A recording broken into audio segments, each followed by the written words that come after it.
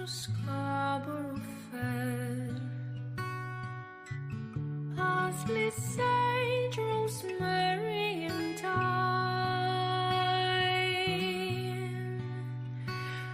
Remember me to one who lives there. He once was a true love of mine. Trying to make me a picture. Parsley, sage, rosemary, and thyme. Without no seams nor needle work, then he'll be a true love of mine.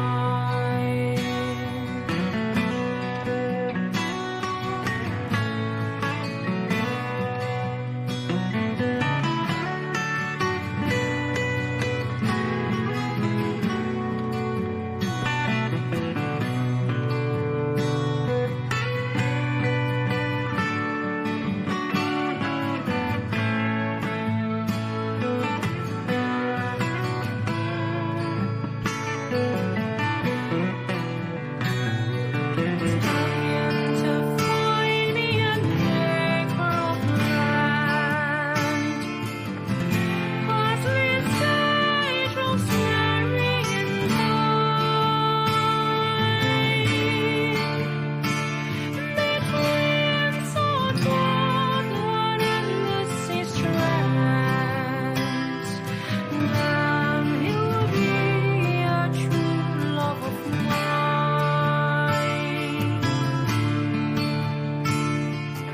Are you going to Scarborough Fair? Parsley, sage, rosemary, and thyme. Remember me to one who lives there. He once was a true love of mine.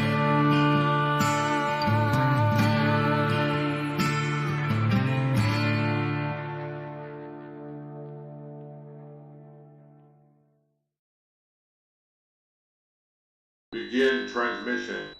This program is intended for mature audiences. Parental discretion is advised.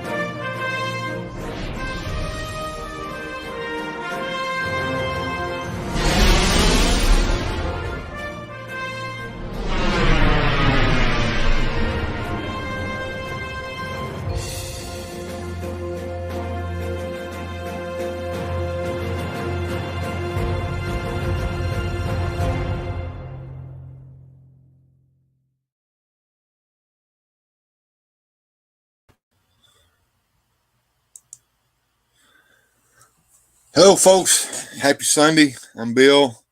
This is Weird Fantastic Toy Adventures, and you're here on a Sunday Hangout. And it was a long night last night. I got up probably about 5:30 this morning, got some breakfast in me. I went in, started watching Jim Cornette. And first I watched the Bray Wyatt one, and then I watched the Terry Funk one. And I went to sleep during the Terry Funk one, and I just got up in time to run in here and get this show started, so bear with me. We got some people in the show, in the chat down there. Let's see, we got Shaitan's Hammer here. Hello. And he says he's waiting on his Screech and Skeletor to arrive. Should be there by Monday. Very good, very good. Moving on down, we got Radical Mom here in the house. She says, "Good afternoon, Bill and Mr. Joneser." Orlando Flores is coming to the house. He's saying hello. Now, Shaitan's Hammer says, and more for Skeletor than for the bird, though now I feel the need for a Zor. Hey, I had to get Zor and Screech because, once again, I was after the toys of my childhood, although I've got plenty more than that. And figuratively speaking, that would be Mr. John from over there, figuratively speaking, saying hello to the beautiful people. And I want to special shout out Mr. John here, who has joined Patreon last night. You are now in the end credits, my dear sir. So thank you so much for your support. We appreciate that. And Shaitan's Hammer said he loved the version of Scarborough Affair that was at the beginning of the show. I like that too. Celtic music just resonates with me. It always has. If you like Celtic music, Celtic Woman is wonderful. I love that band. They do such a wonderful job.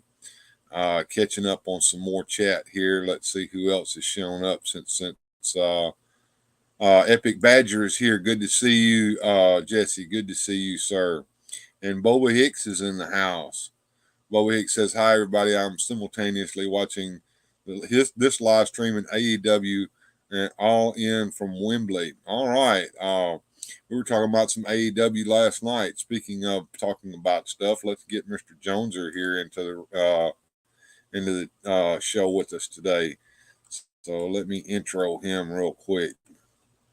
He always dances during his intro. I wish you guys could see this. What's up, everybody? It's Joneser, your favorite comic book guy. So let's do this!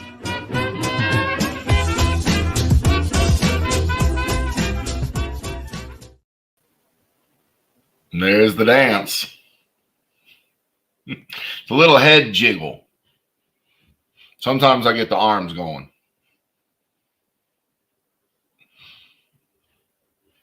How are we this morning, Bill? Get any sleep? I got some sleep. Actually, I think I got in bed before 3 o'clock, which is probably good, considering how late the show went. I don't think I even attempted to rewatch last night's show for a change, which is probably a good thing because I never would have got any sleep. But right. Yeah, I didn't watch the show, but I was up way past 3 watching. Oh, really? Stuff. Yeah, that's what happens. And of course, I think you got goofballed out on coffee there towards the end, didn't you?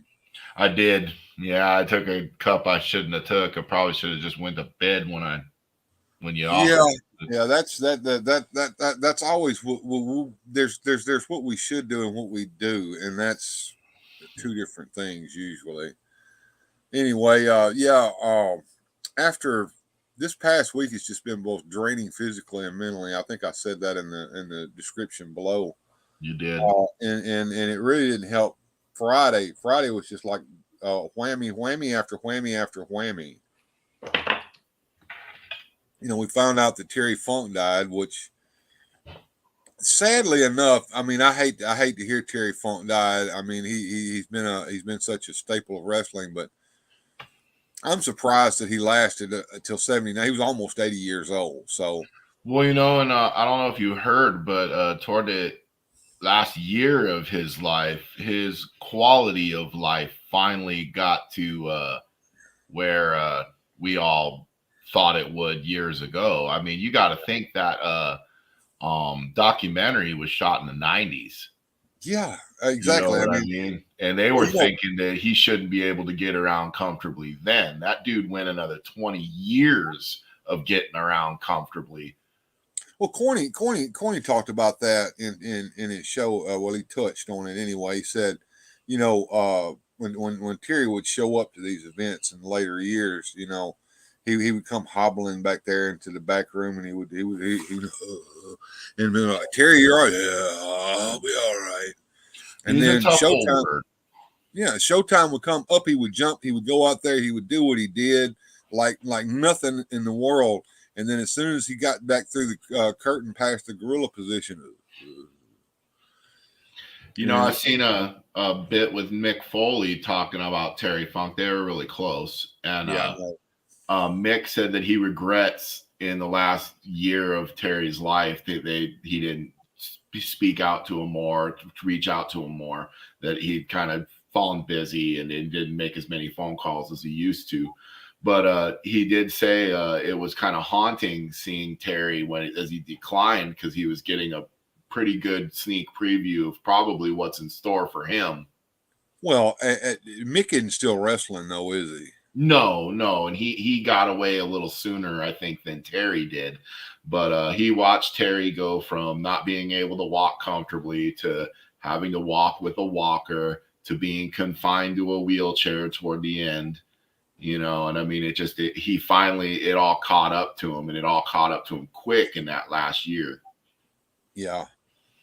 But then we found out that a man in the prime of his life, basically a young man, Bray Wyatt, unexpectedly passed away, or at least unexpectedly to us.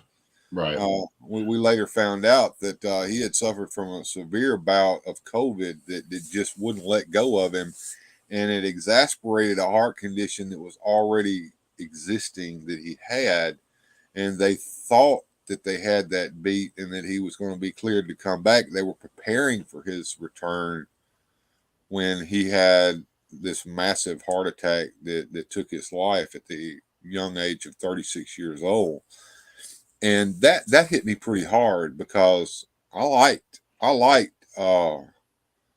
Wyndham Rotunda, aka Bray Wyatt, and although I did not like the way his gimmick had turned later, the original gimmick that he had with Bray Wyatt, not Husky Harris, right, or anything like that, but the original Bray Wyatt gimmick that it started in the next in NXT, which was originally Florida Championship Wrestling.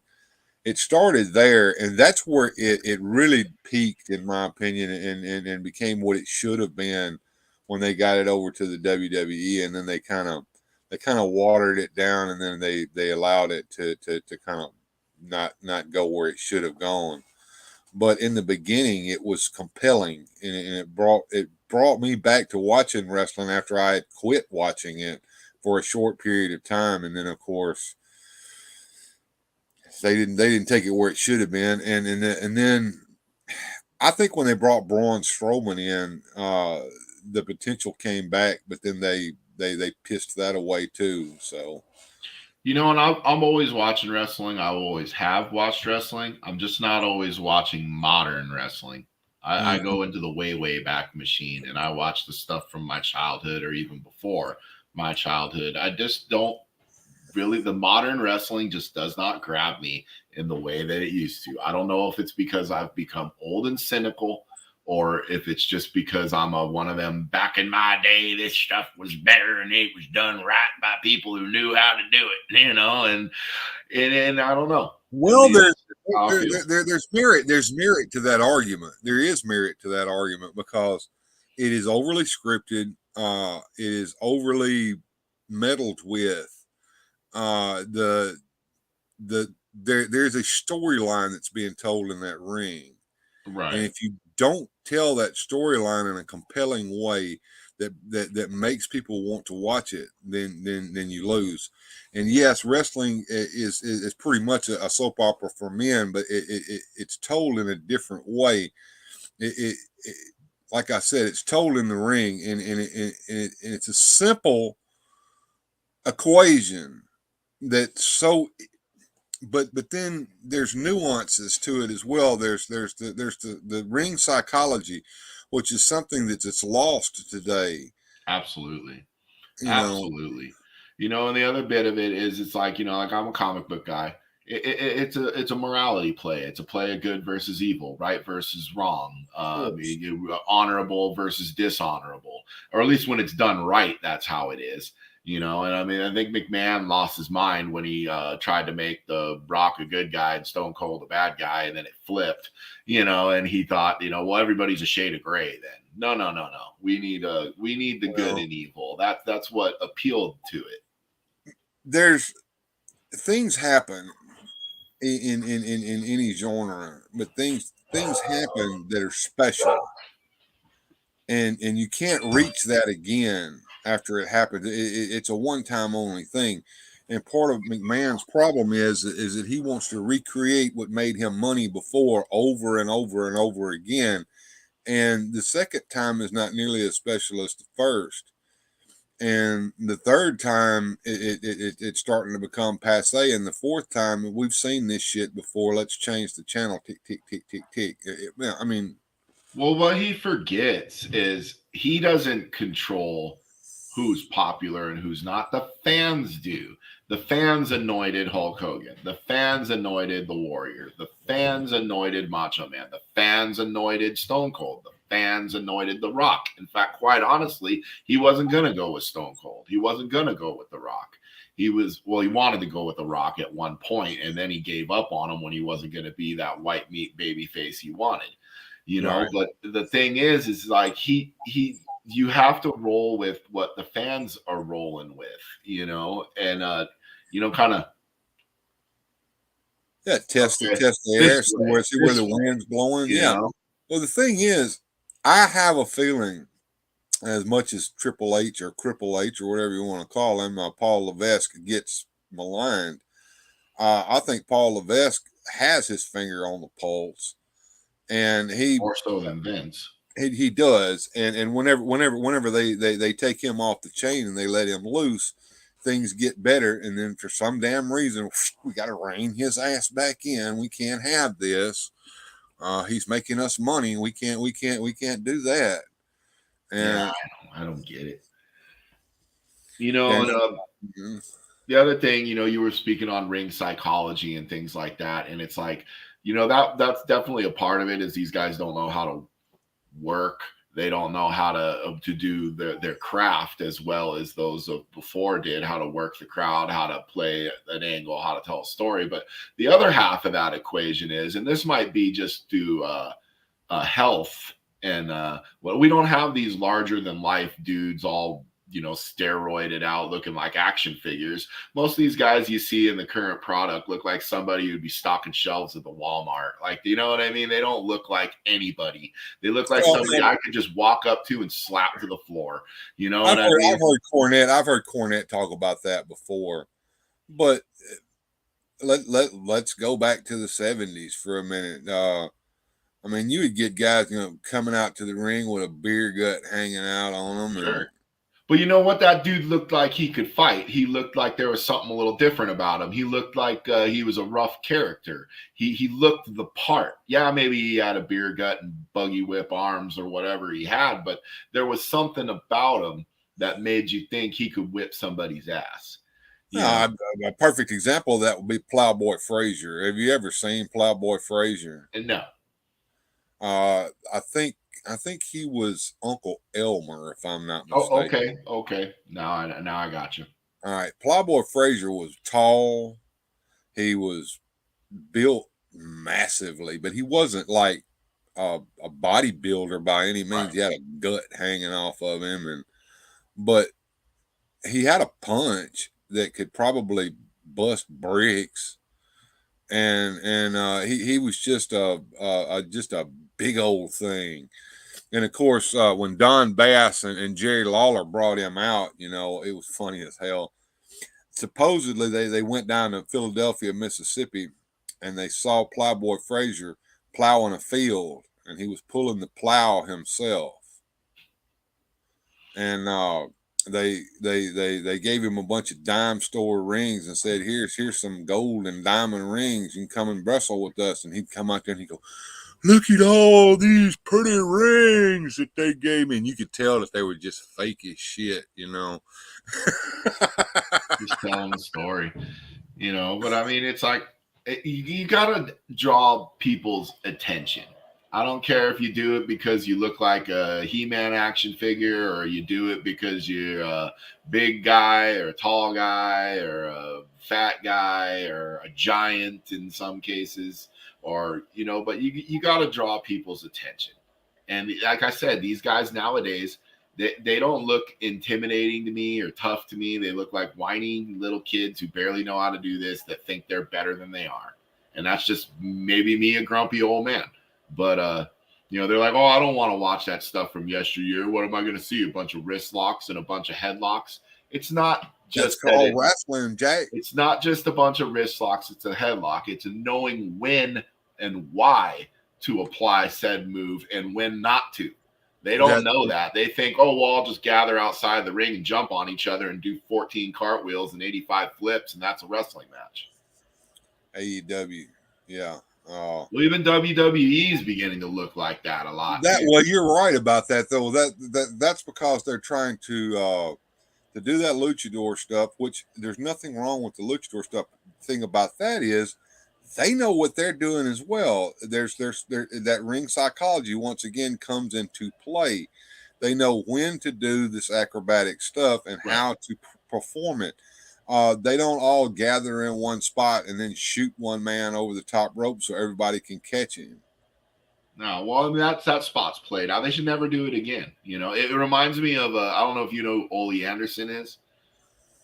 Ole Anderson was the grumpy old man of wrestling, I like to call him. And when he was training folks, and they used to protect the business a little more back then. If you didn't know how to do it or you didn't know how to do it right, they didn't want you in it.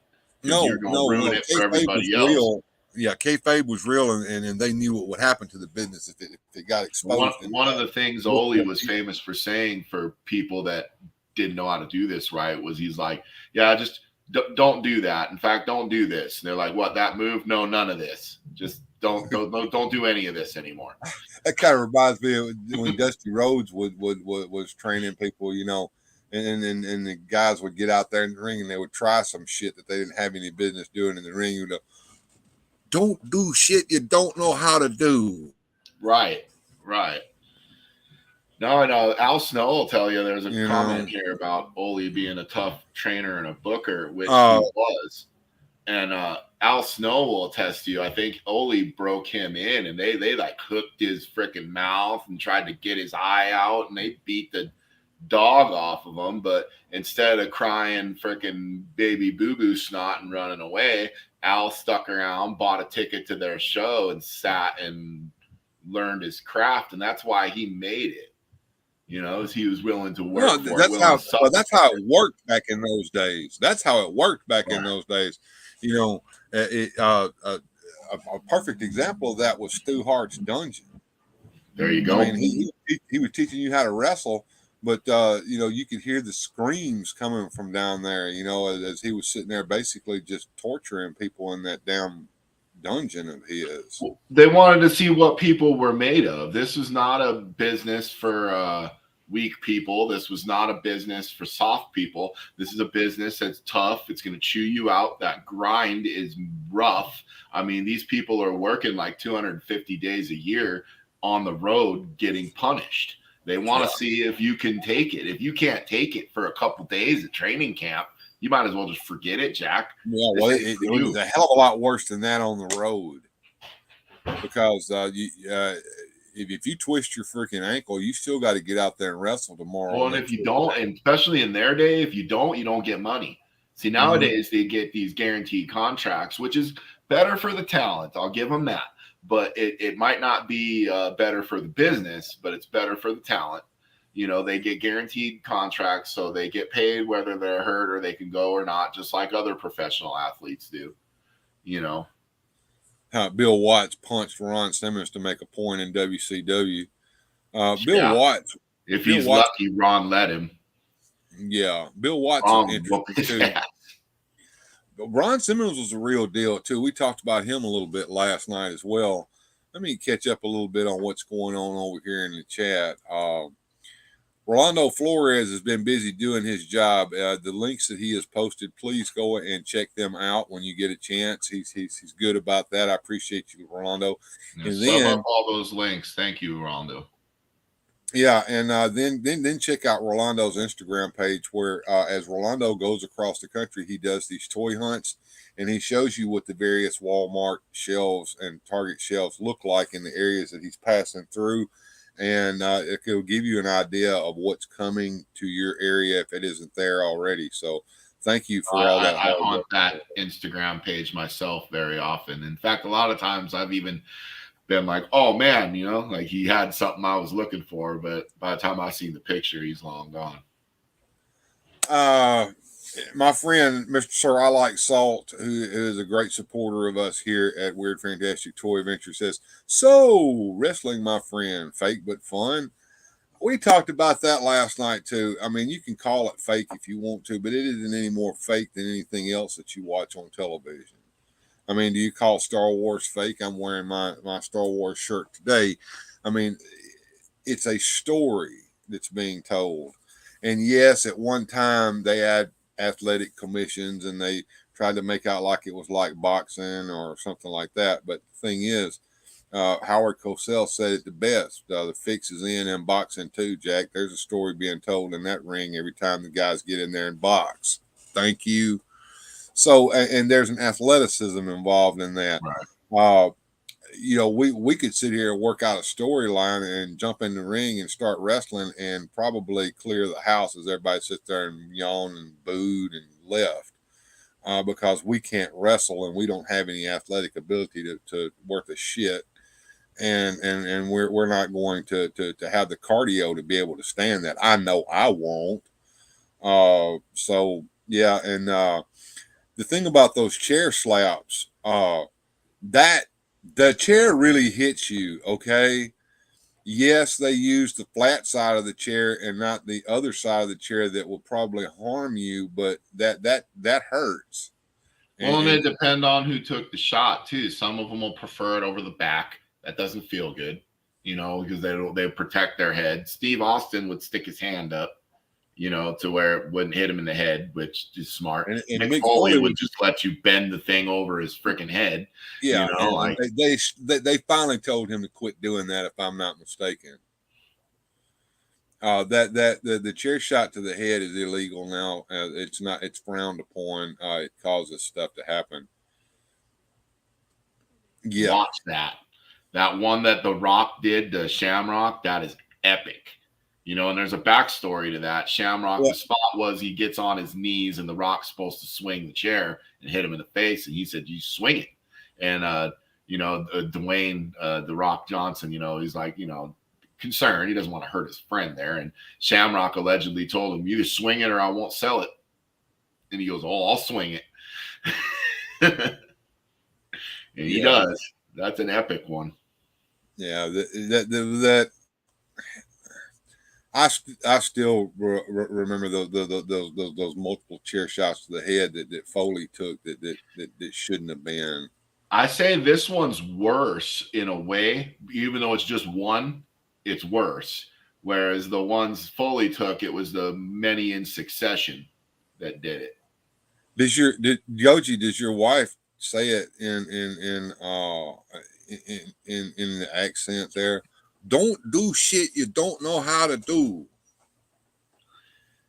I've gotten pretty good. Once you're a homeowner, you're the handyman. It doesn't matter if you're qualified to be that or not. That's just what you are. Yeah. And I've gotten I'll do plumbing for myself, but nobody else. No, I've gotten pretty good at picking which chores are me and which chores are we hire somebody for that one.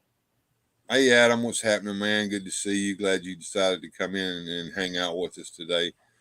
Epic match, Ric Flair versus Terry Funk. Epic storytelling too. Absolutely.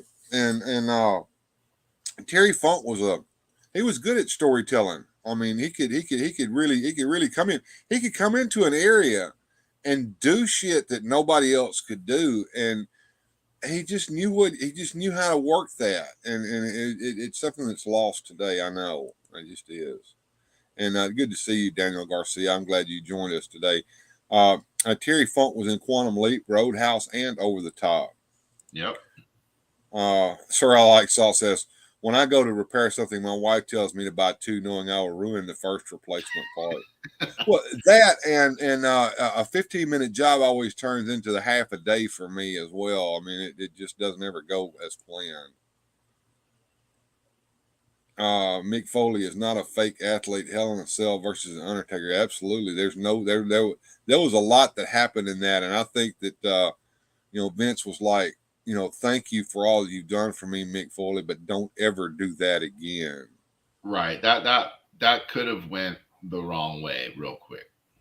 Yeah, absolutely. Let's see, with DDT on the floor, Ricky Steamboat versus Jake Roberts. That was a Jake good one too. Snake. Then the Rock and Roll Express versus the Midnight Express, a great feud. Yes, That's absolutely. my jam, dude. That's some classic Cornette stuff. I love those old Rock and Roll Express, Midnight Express matches. Oh yeah, oh yeah. We could go on forever talking about wrestling. We did that last night, and it seems like we're trying to do it again today, doesn't it, Jones? Well, I think both of us are super fans. We're also opinionated. You know, we like what we like.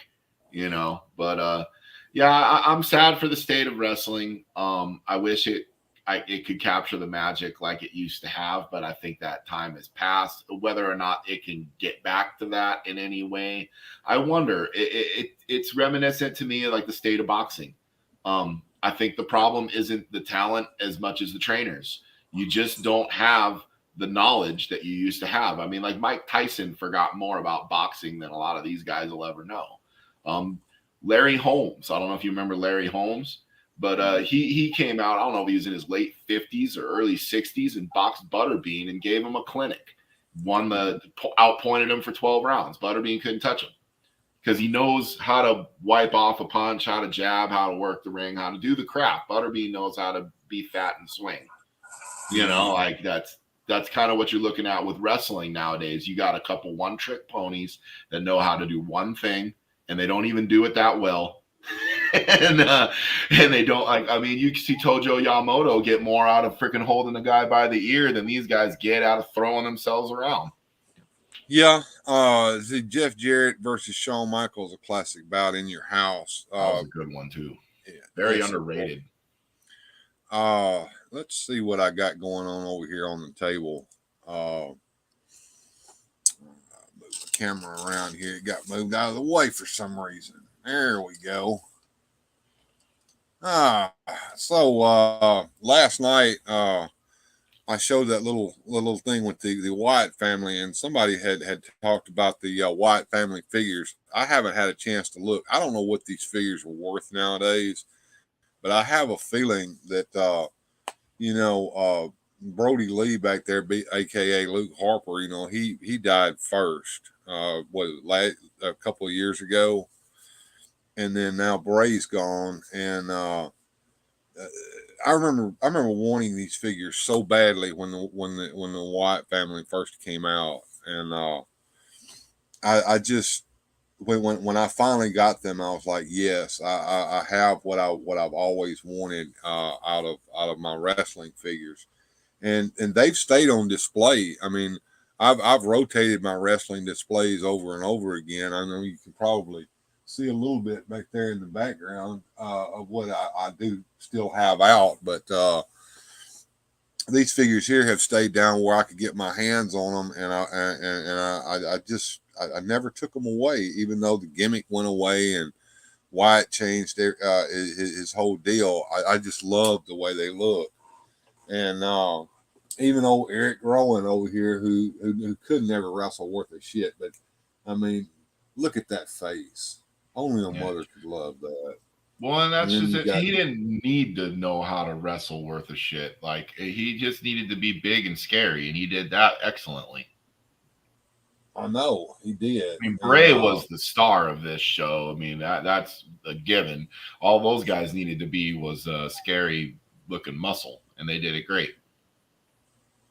And but yeah, I'm going to try to see if these guys are worth something. But to me, they're priceless, and they'll always be sitting here. Bray will be sitting here in his rocking chair, rocking back and forth, getting ready to tell us a story or tell us the state of things and tell us to run and tell us to follow the buzzards.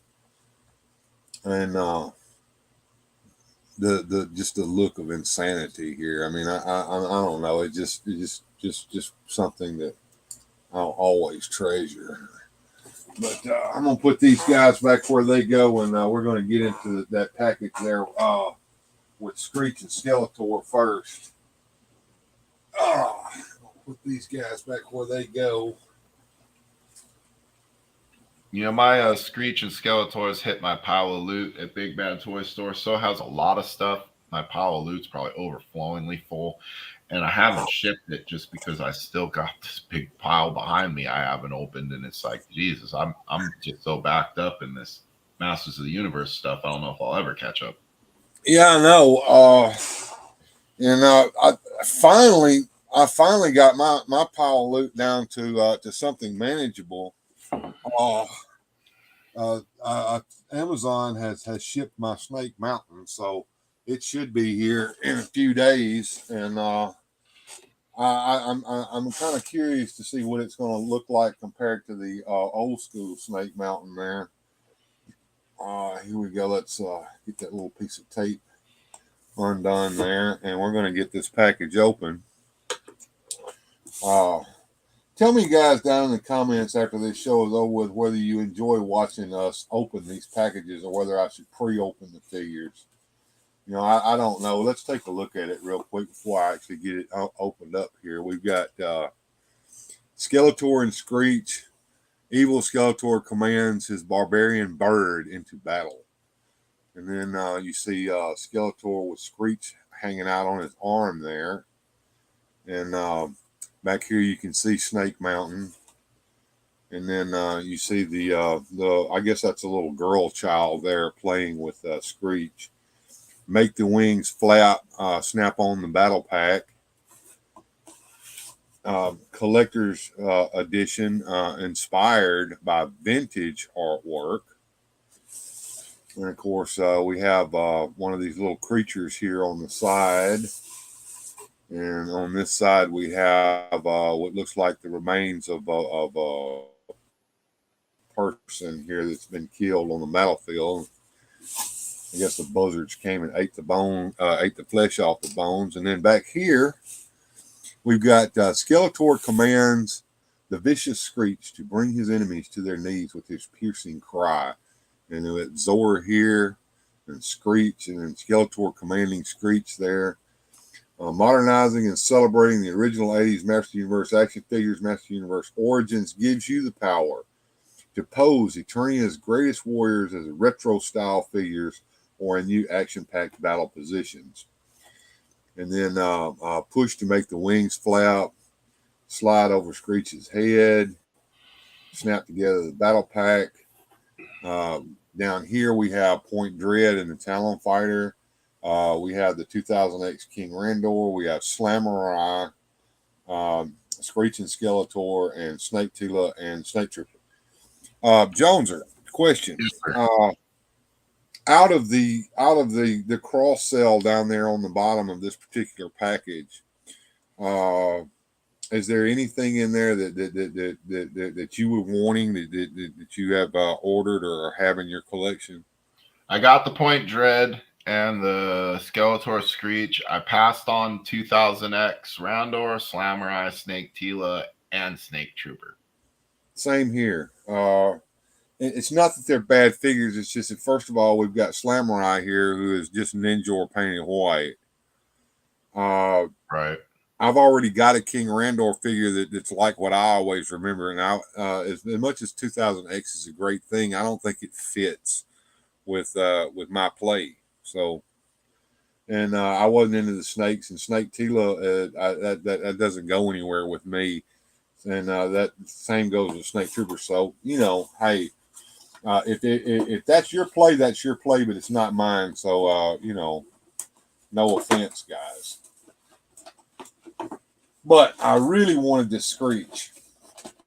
So here we go. We're going to pull it on out of the package here and see what we got going on.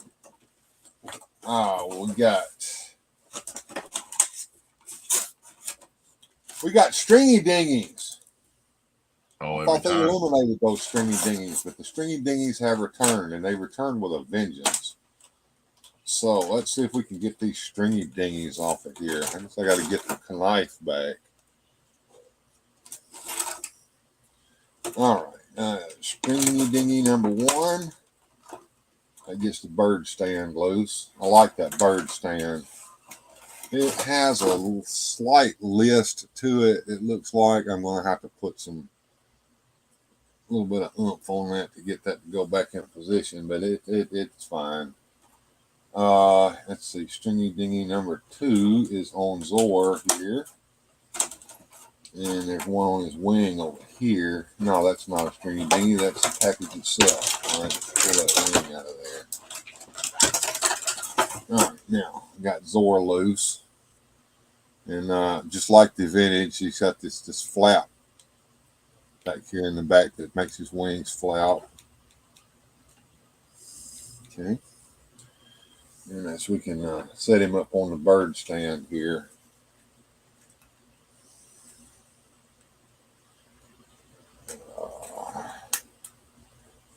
There he goes. Now, time for Stringy Dingy number 2, 3, 4. I don't know. I've lost count of Stringy Dingies. And They sure seem to like them. They love them. That's the battle pack. We've got Skeletor's Power Sword, which is not, it's a more burgundy purple than it was deep purple, so it's a little lighter colored here. So is the Havoc Staff. And even the Havoc Staff is Stringy Dingied in here. Come on, folks. There isn't any sense in making it like getting into Fort Knox to get a toy out of a package. You know, I like when they're secured and they're not blasting around in there, but at the same time, you know, there's an overkill to that too. Well, there's a happy medium somewhere in there, and God forbid that we reach that happy medium, right? Right. All right, now let's see if Skeletor is Stringy Dingy in there.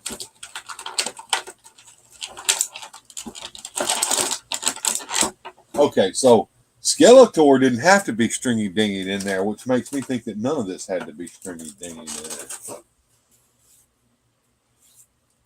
All right, Stringy Dingies to the garbage. Now, here, let's check out Skeletor, all right? What do you think about all of this overspray and stuff that's on him? You know, I mean, I think the last thing we needed was another Skeletor figure, but if you're going to do them, I mean, yeah, the articulating jaw was a nice touch, and you might as well get a different color, but me being me, I would have preferred to have had the articulating jaw in the classic color. That's just me. Here's the thing about the articulating jaw. Articulating jaws are fine if it articulates shut and stays shut. Yeah, it won't, will it? Well, there, you know, it's kind of loose in my opinion. You know. Yeah, that's what I was afraid of. So, I mean, he looks like he's gasping, and I'm not sure I'm sold on this. What do you think there, Jones? Are you sold on it? You know, it's probably about like the Masterverse one I got in that exclusive 2-pack where the idea of the articulating jaw is better than how it actually is in practice. I agree. I'm not sold on this. Sorry, guys. I don't know. All right, so that Skeletor here's the Havoc Staff. It's got that overspray on it as well. You can't mix and match this with anything else that you already have because it's all different colors. Honestly, did I get this for Skeletor? No.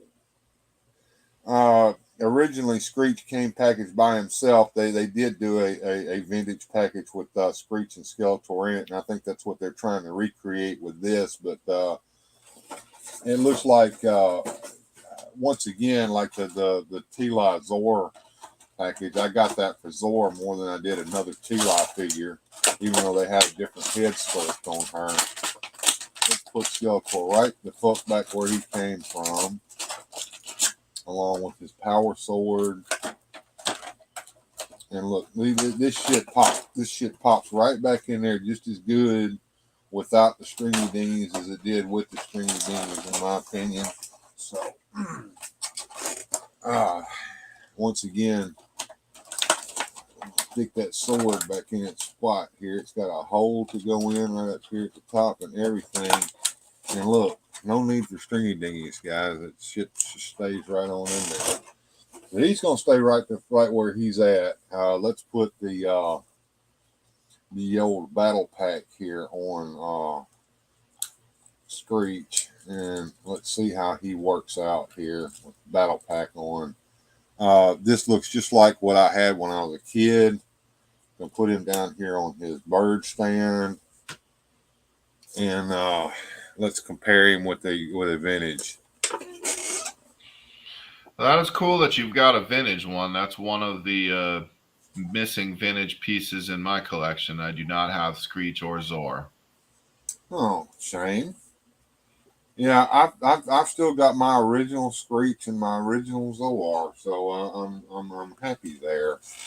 So let's compare them and let's see what the differences are, if there are any.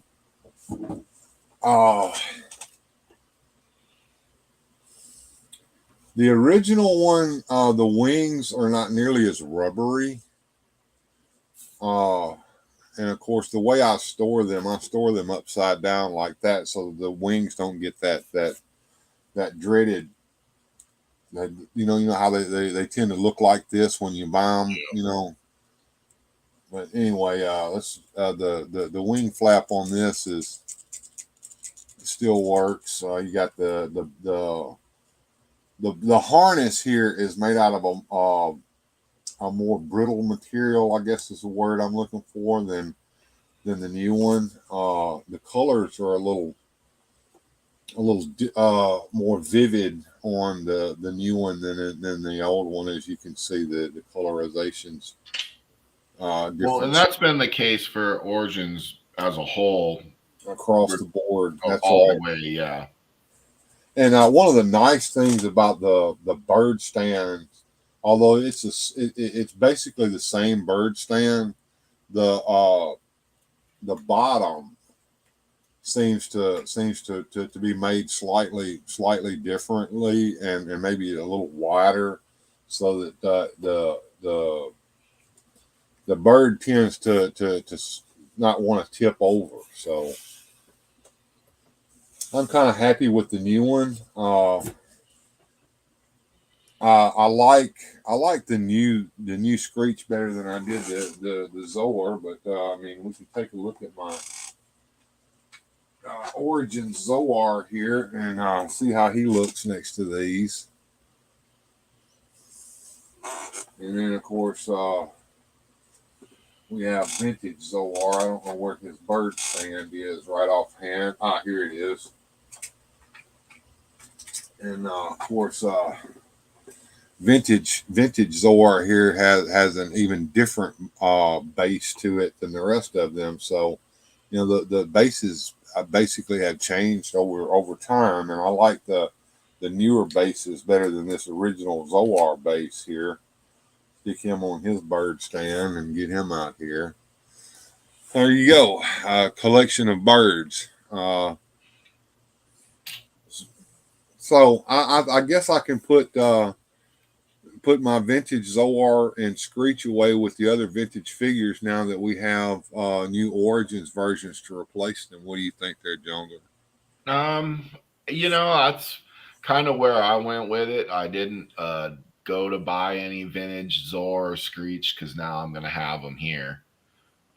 Those vintage Zor and Screeches weren't special to me because I didn't have them as a kid. You know, so I did play with one, like the neighbor had it, but you know, they didn't mean much to me. I'm kind of looking down through the chat here. Shaitan's Hammer agrees with me. He hates those little rubber things that we call stringy dinghies. And moving on down, Tester Paints makes a difference. You can mix your own shade if you have the experience. Exactly. I mean, well, I do that kind of stuff all the time. Random diorama here in the house. Give him some blue tack bubble gum to chew on. Shaitan's Hammer says, I might take a ball of tape and keep his jaw shut. I might stick some magician's wax down in that jaw. But actually, I think I don't really care, to be honest with you. I know that sounds kind of rough there, but I don't really care. He's going to probably stay in the package just like he is. The bird was worth it. And Shaitan's Hammer says, see, I wanted the Tila from the 2-pack, but at the time I didn't care about Zor, and I loved Zor and Screech as a kid. And of course, Gojitron, this channel has gone to the birds. I thought that was funny. Yeah.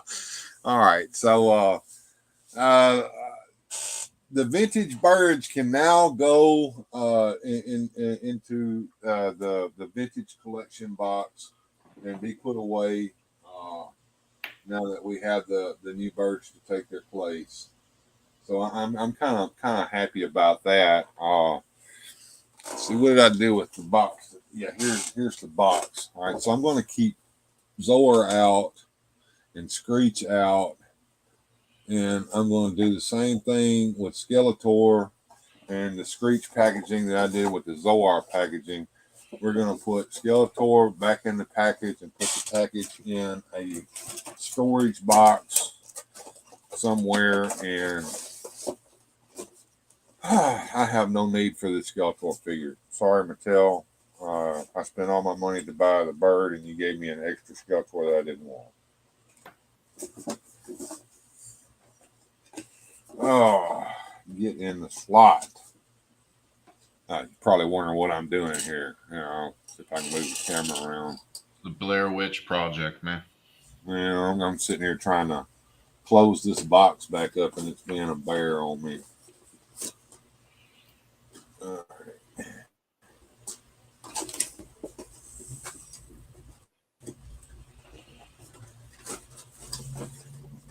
Oh, Bill, you just ruined the packaging. It's not perfectly mint anymore. I don't care.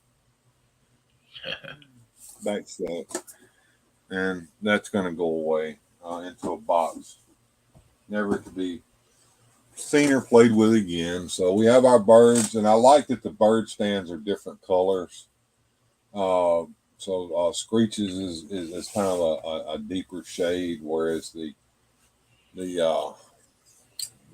Zora one is kind of a more red, kind of neat. All right, and finally, the one Evil Horde member. I think I've got another one, Leech. These guys are not something that I would have gone out to search for. Hey, Thanos Copter, good to see you, man. I was in Walmart doing a toy hunt, and it was on the shelf, and it's a unique figure. I mean, it's got 4 legs on it, right? And the original one kind of had 2 legs that they were kind of making you give the illusion of 4. Is that right there, Jones? Correct. I'm actually really excited to see what you think of this one, because I think this is probably the best Origins figure that has been improved by new features. I don't know if you had an original one. But, I did not. I never got into the Horde. The Horde kind of came out late in the day, in my opinion, as far as me and toy collecting went. All right, first of all, here's the comic, and of course, it's got this little package here so that it can show us what's removable and not removable. We'll take a quick look at that. So his head's removable, his arms are removable. You can snap him apart at the waist, and all of his feet are removable. So there you go. And the comic is The Horror of Pighead. So we got Sunman, He-Man. That looks like 2000X He-Man. 2000X Skeletor, I presume, and Pighead.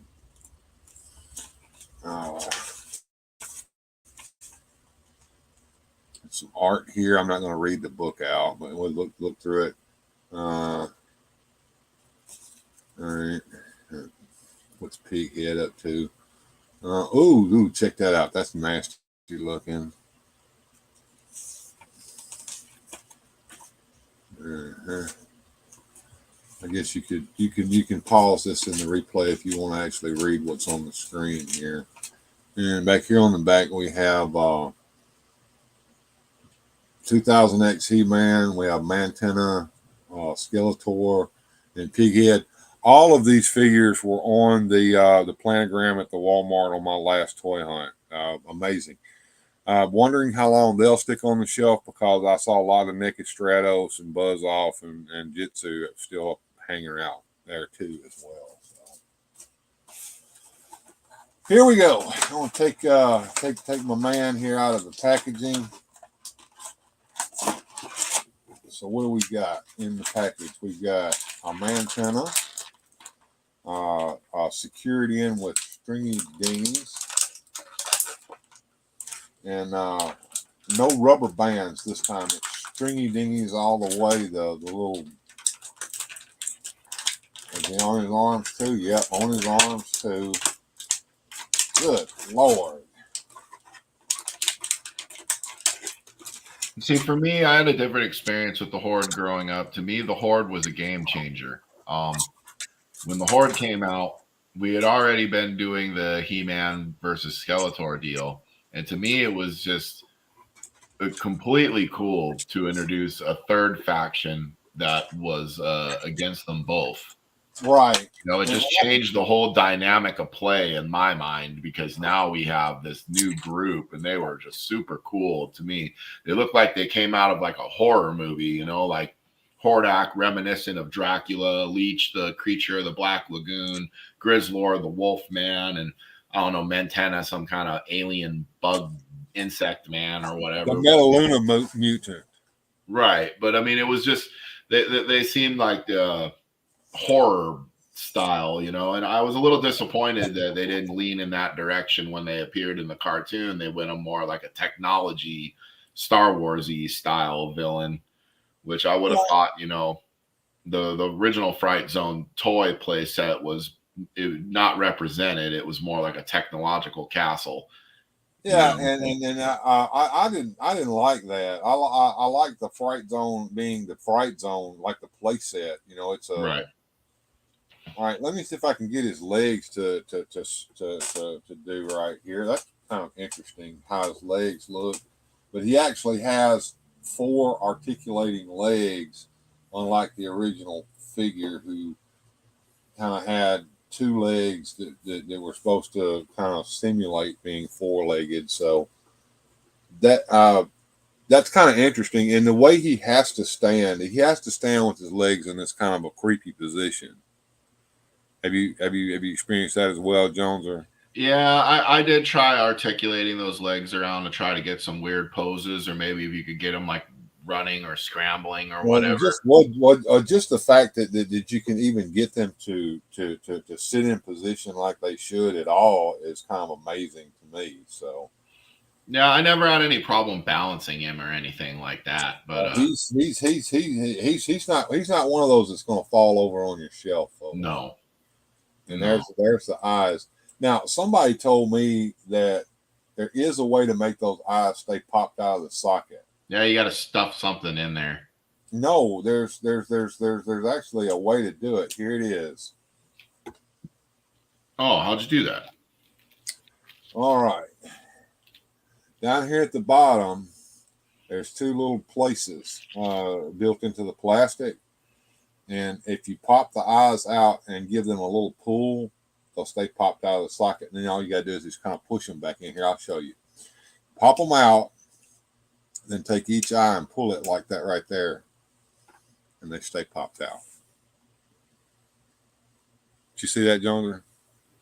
Yeah, you just changed my whole perspective on this figure because my original complaint in my review video was that you couldn't get the eyes to stay popped out like the old one had.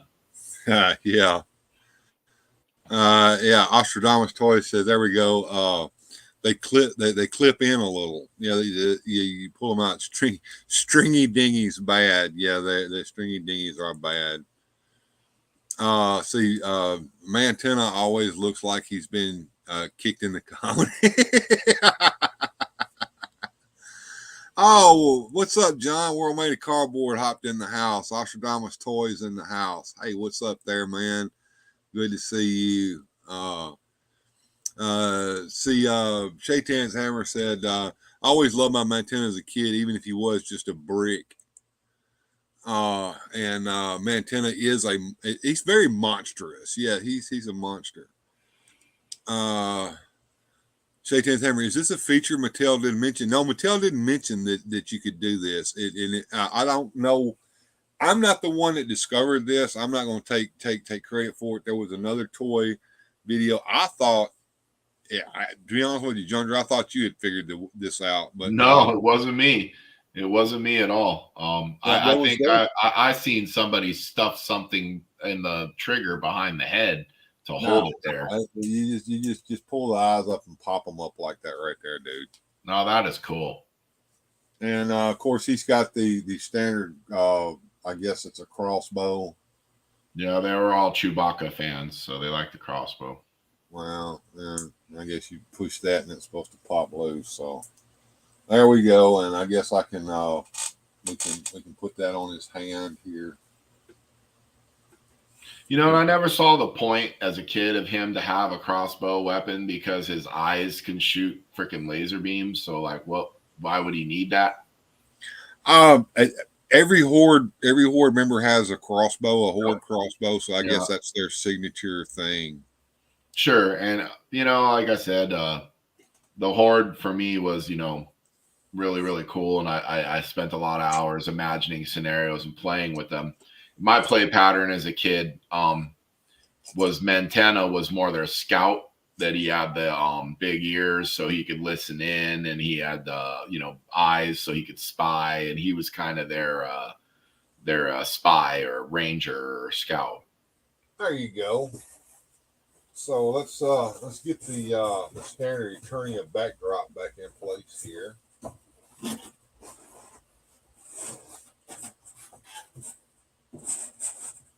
There we go. And let's start putting some background material in here. All this stuff has been kind of sitting in the floor here in my way, and because we had a bat cave set up in there, and now we're getting it right back the way it usually sits with Eternia and Castle Grayskull and Snake Mountain. So I'm going to put Grayskull back in place first. And I want to put the little creature here that goes on the outside of Grayskull back on there first before I put it in place. I'd have to agree with Shaitan's Hammer's comment here. I really found the Horde crossbows boring since it deprived the Horde of more unique weapons. I tend to agree with that. It would have been nice to see, and I don't know what those weapons would have been, because quite honestly, the Horde themselves were the weapons. Leech had the suction cup hands, and Montana had the laser eyes, and Grizzlor was a monster with claws and brute monster strength. Hordak was a magical being, or if you believed the Filmation lore, you could change into a rocket or turn his arm into a gun or whatever. They didn't need the crossbows. No, they didn't. But that's what you got, and this being Origins, you're going to get what originally came, so that you can reminisce and remember how it used to be. So I can understand why we're getting all that again. Yeah, for me as a kid, they didn't use them. Maybe the troopers would have them, but there was no need for the Horde members to have those things, in my opinion. All right, let's see how that looks. All right, and put a Screech here, Zor here. Oh, come on, Zor. Bird took a dive. He did. And Montana hanging out here. And now we're going to put vintage Snake Mountain up there in the scene. And I am curious as to whether it's going to be for me, vintage Snake Mountain or new Snake Mountain on the display permanently? What do you think it's going to be, Jones, or if you were to guess? I think they're both going to have their pluses and their minuses. I think the vintage one kind of has its own charm and it's going to remain. But the new one's going to have enough different about it that, it's going to have some appeal there too. I mean, much like the Origins version. Yeah. The Origins Grayskull was different enough where it had its own appeal. But the vintage one, to me, the vintage Castle Grayskull is the greatest playset of all time. And I may be biased in saying that, but for me, that was the bee's knees. As my childhood was having that. I agree, Jones, and the Newcastle Grayskull, as much as it's great and everything, there's one point that it misses, and that is that it is far too symmetrical.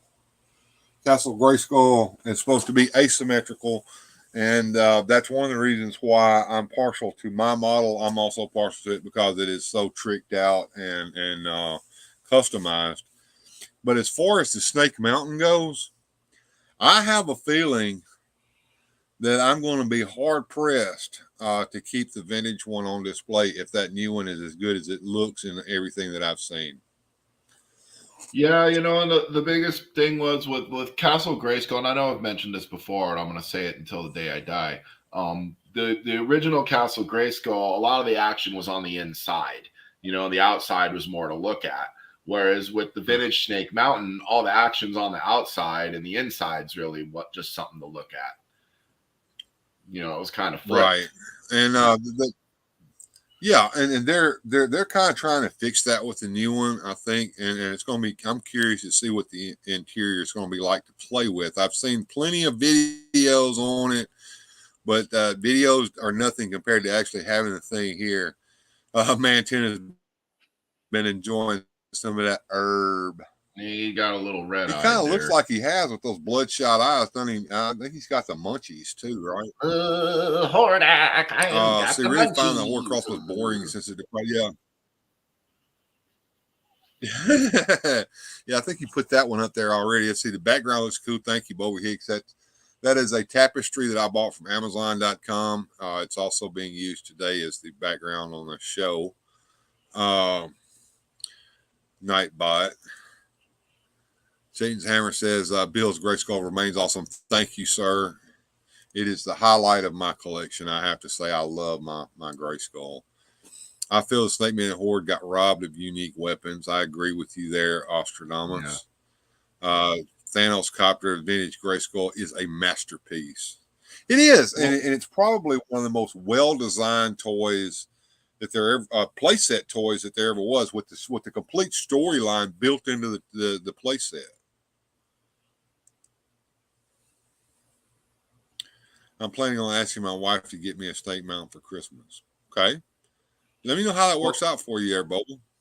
Well, going back to Oz's comment about the Snake Men and the Horde getting robbed of unique weapons, he's really got a point there. And the exception would be like Tongue Lasher had that mosquito-looking weapon that was unique, and Hordak had that like bat shield thing that attached to his arm.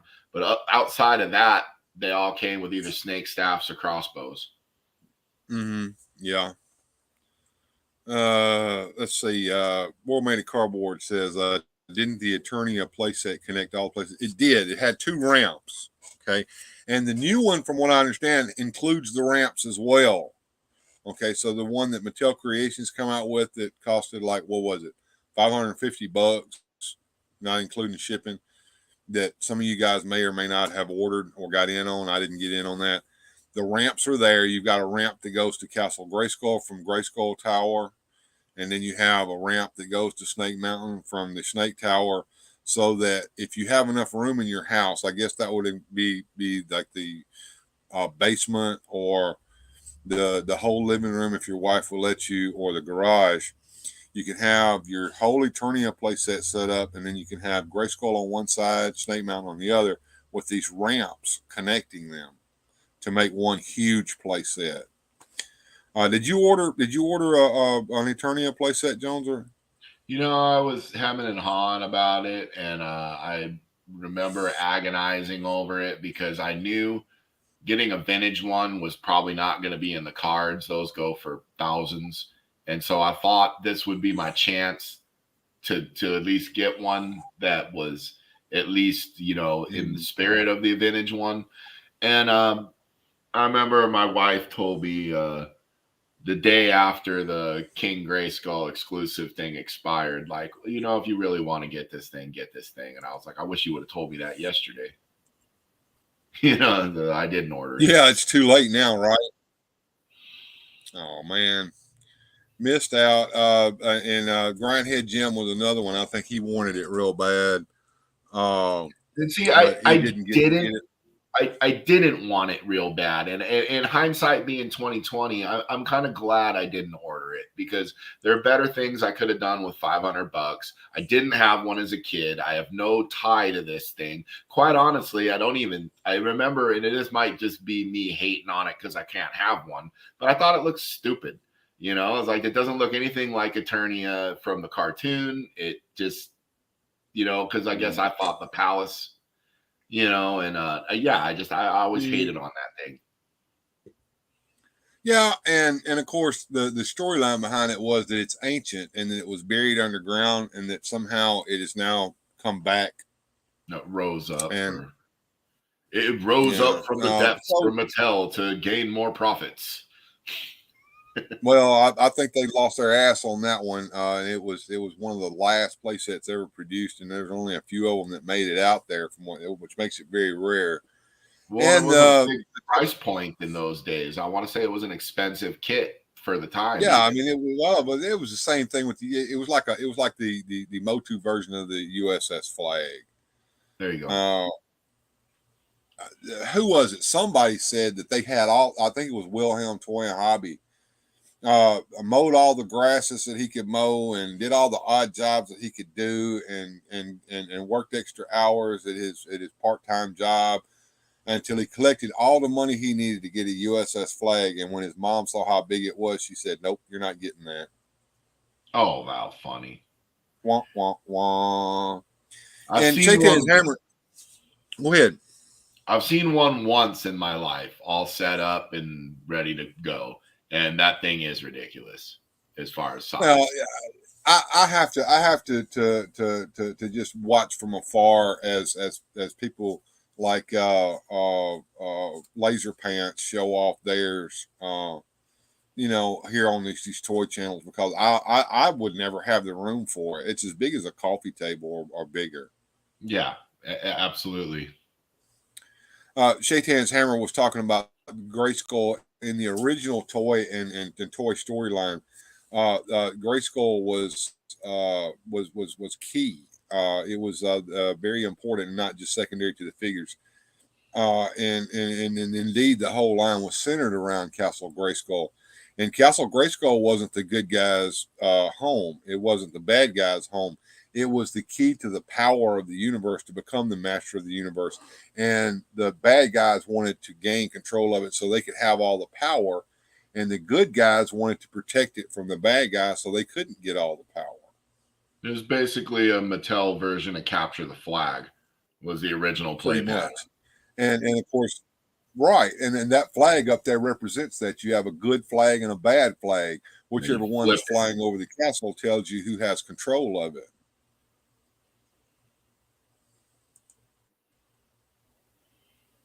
Often play sets are just mere add-ons. Yeah. Grayskull had its own, the storyline was built into the toy. And what do I mean by that? Well, you have to get the power sword to get in the door. Once you get in the door, then you have to travel over to the elevator and you have to go up the elevator to get onto the second floor. And then you have to go around from the second floor to get towards the throne room.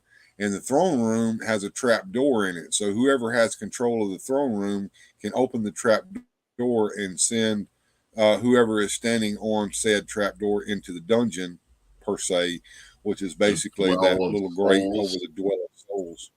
There we go. Mm-hmm. Often play sets are just mere add-ons. Yes, yes. And isn't there a plan to produce the Eternia Castle from the TV show, The Castle Where King Rendor and the Rest Lived?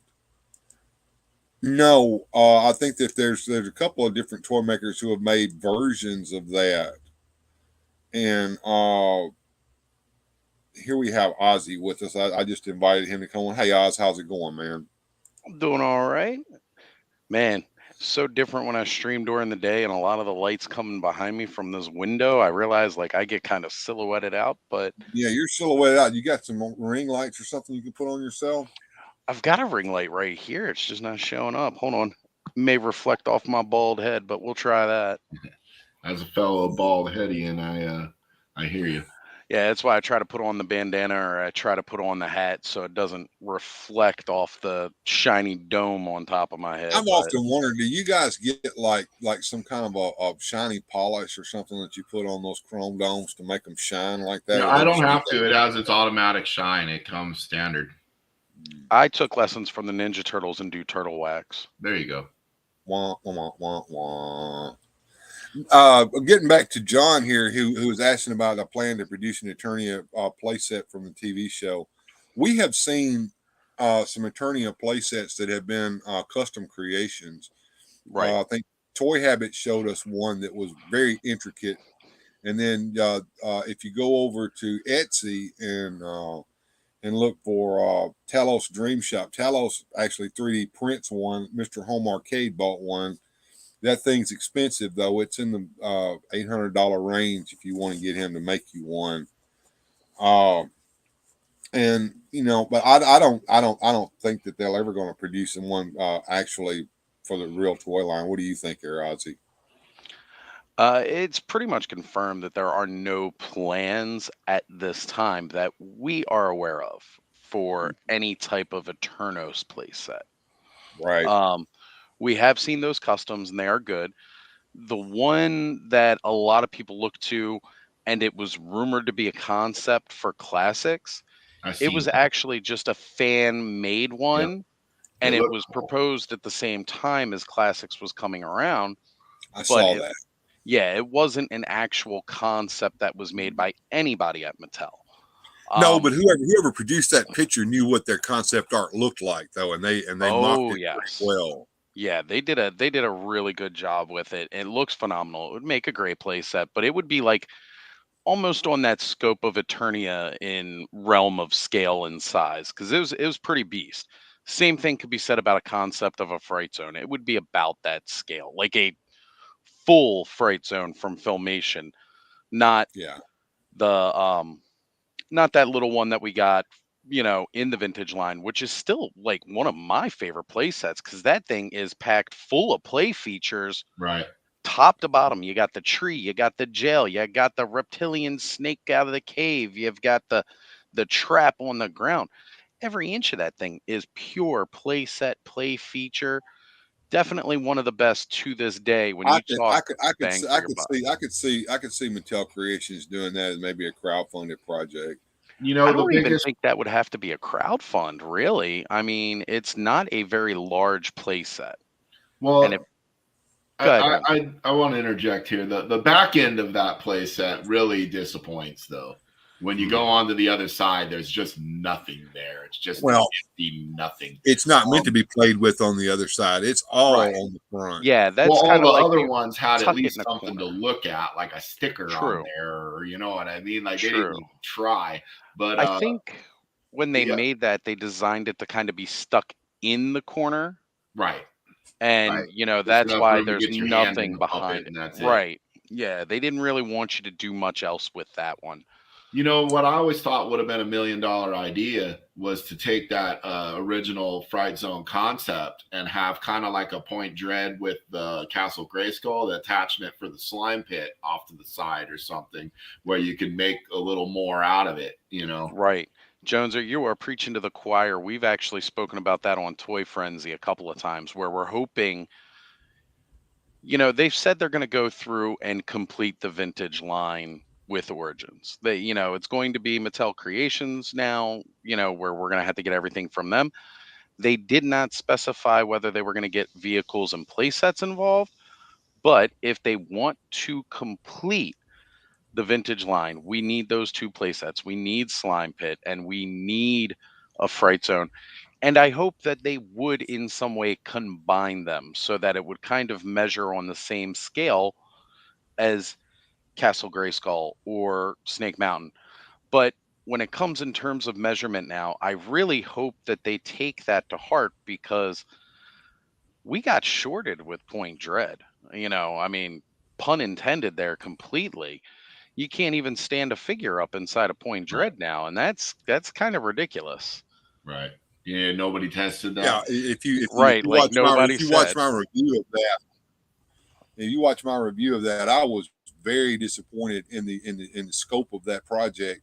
The Same. scale of the actual play set itself was smaller than the freaking vintage. Okay, to the Right, point a to lot where smaller. I took the Talon Fighter off of the new one and stuck it on my vintage one. Here, check this out. Well, and the worst Back part over here about to it the is, toy too, cam. you can actually fit. I mean, aside from the bridged plastic on the inside of Talon Fighter or on Point Dread, you can fit Point Dread inside Point Dread. I didn't We even should know not. that. Yeah, we should And not be there able we to go. do that. There is the new Talon Fighter sitting on the perch of the vintage Point Dread. And And that the looks new good. Talon Fighter I have no problem with. I have no problem with this new Talon love Fighter. it. Great. It's a big toy. It's got vast improvements over the original, like that. The playset, on the other hand, had a lot to be desired. So it's going to be vintage, even though it's got a cardboard insert on it. It's bigger, it's better, and it fits on my vintage Castle Grayskull just fine. So there you go, Yep. guys. You know, I and I agree. know I'm speaking to a point that Bill and I have gone down this rabbit hole a few times. I'd like to hear what Oz thinks of this. Are they ever going to complete the battle ram? I mean, we got the Sky Sled. I'd like the Man, battle ram was like one of number the one. original vehicles that It was really the needs to first be there. vehicle. Yeah, it was. Yes, that is the Mystery Machine behind me. It's one of my son's toys. He's got the whole Mystery Inc. gang, several of the vintage monsters from the original cartoon. They were sold at Walmart in 2-packs. And pretty soon, when I get the whole new display set up, I'm waiting for Snake Mountain to come in. Ghostbusters and the Scooby-Doo gang are going to be solving some mysteries and hunting some ghosts. What a great team up. Nobody ever thought of that. That's money. Yeah, well, they kind of missed each other by a couple years with the with when Scooby-Doo was doing all the team up special cartoon shorts. Sure. They missed each other by like a fraction. Scooby-Doo fell out of favor. Ghostbusters slid in, and then when Yeah. Ghostbusters slid out, Scooby-Doo started making the Came comeback. back. So Oh man, it would have been great to see. Hopefully, fingers crossed, we might get something cool like that in the future. Now, Bill, thank you for putting that in there. I was about to mention that Hebro definitely makes the spacer so that you can elevate your Point Dread slightly. I mean, it's really just this much room more, and you could have fit a figure in there, and nobody at Mattel. Look, they had that original problem when they first did the concept to Grayskull, where right. you couldn't Yeah. fit the figure through the door, and you'd they think figured somebody that would out. know to check that. Right. Like we've had this problem before, but apparently we don't learn from the past. Do they still have like a playroom where they stick some kids in it and just put the toys in there and just let the kids play with the toys while they look at them? No, they just have a room for the CEO to count his money and look at the bottom line. Like they don't care about any of that anymore. According to most people, kids don't play with toys anymore. But I will say that that is false. Kids love playing with toys. Connor, he does enjoy playing with his toys. Like he comes over and we play Masters of the Universe, we'll play Power Rangers, we'll play Ninja Turtles. We have a lot of fun. Kids play with toys. It's just a lot of parents find it easier these days to sit their kid down with a tablet or in front of a TV screen or a video game and don't take the time. Kids don't always enjoy playing with themselves. I mean, as a kid, I played with myself a lot, but I also had friends that I played with toys with a lot. So we played with toys for years. Your and that's mind probably out of the gutter, Jones. Or hey, look, as adults, we play with toys and we play with different toys. But just saying, Toy Me room and has them all Lyric, night. I've been down the Dick Tracy rabbit hole lately. I don't know if you see my Instagrams and whatnot, but me and Lyric have been, we bought coats for him, and Lyric I've seen that. designed like little money like Yep, out of for the cardboard so gangsters. we could, he made little like case files for the characters, and he drew little pictures in Oh, them. that's gorgeous. So it's like we're having fun, and it's like you said, the kids want to play, but they want someone to play with, Yep. and someone that me and my son bonded over He-Man and Dick Tracy and Ghostbusters and Ninja Yeah. Turtles and the stuff that I was into. So like he's going to school talking to his friends about toys from.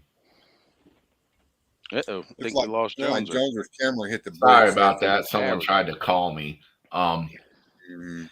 But what I was saying is we're bonding over toys from my yesteryear, whereas like his Yep. friends at school, they don't even know what he's talking about. He comes in there and he's They like, got "Oh yeah, no clue. me and my dad are gonna play He-Man." They're like, "What's He-Man?"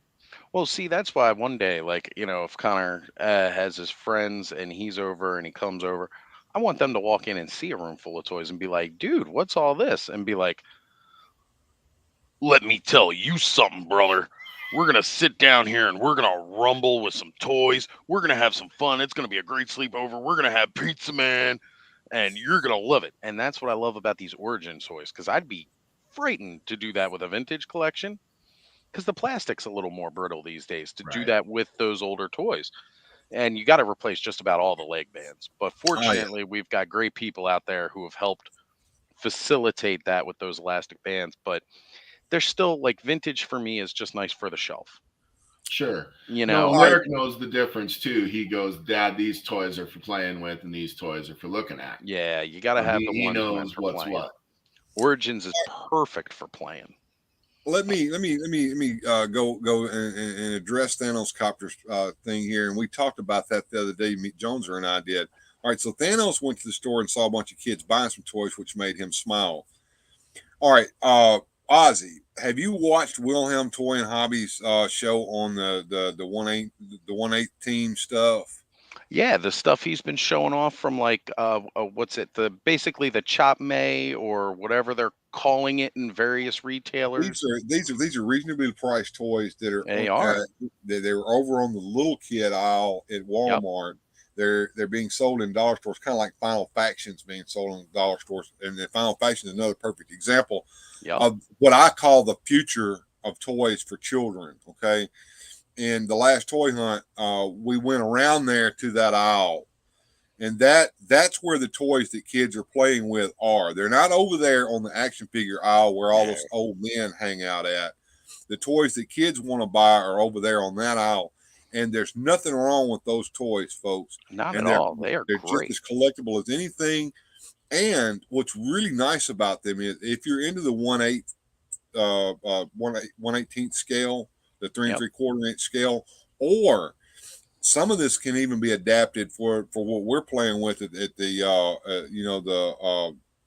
the 1/12th scale. Right. They don't Yes, do please do much. subscribe to Ozzy, folks.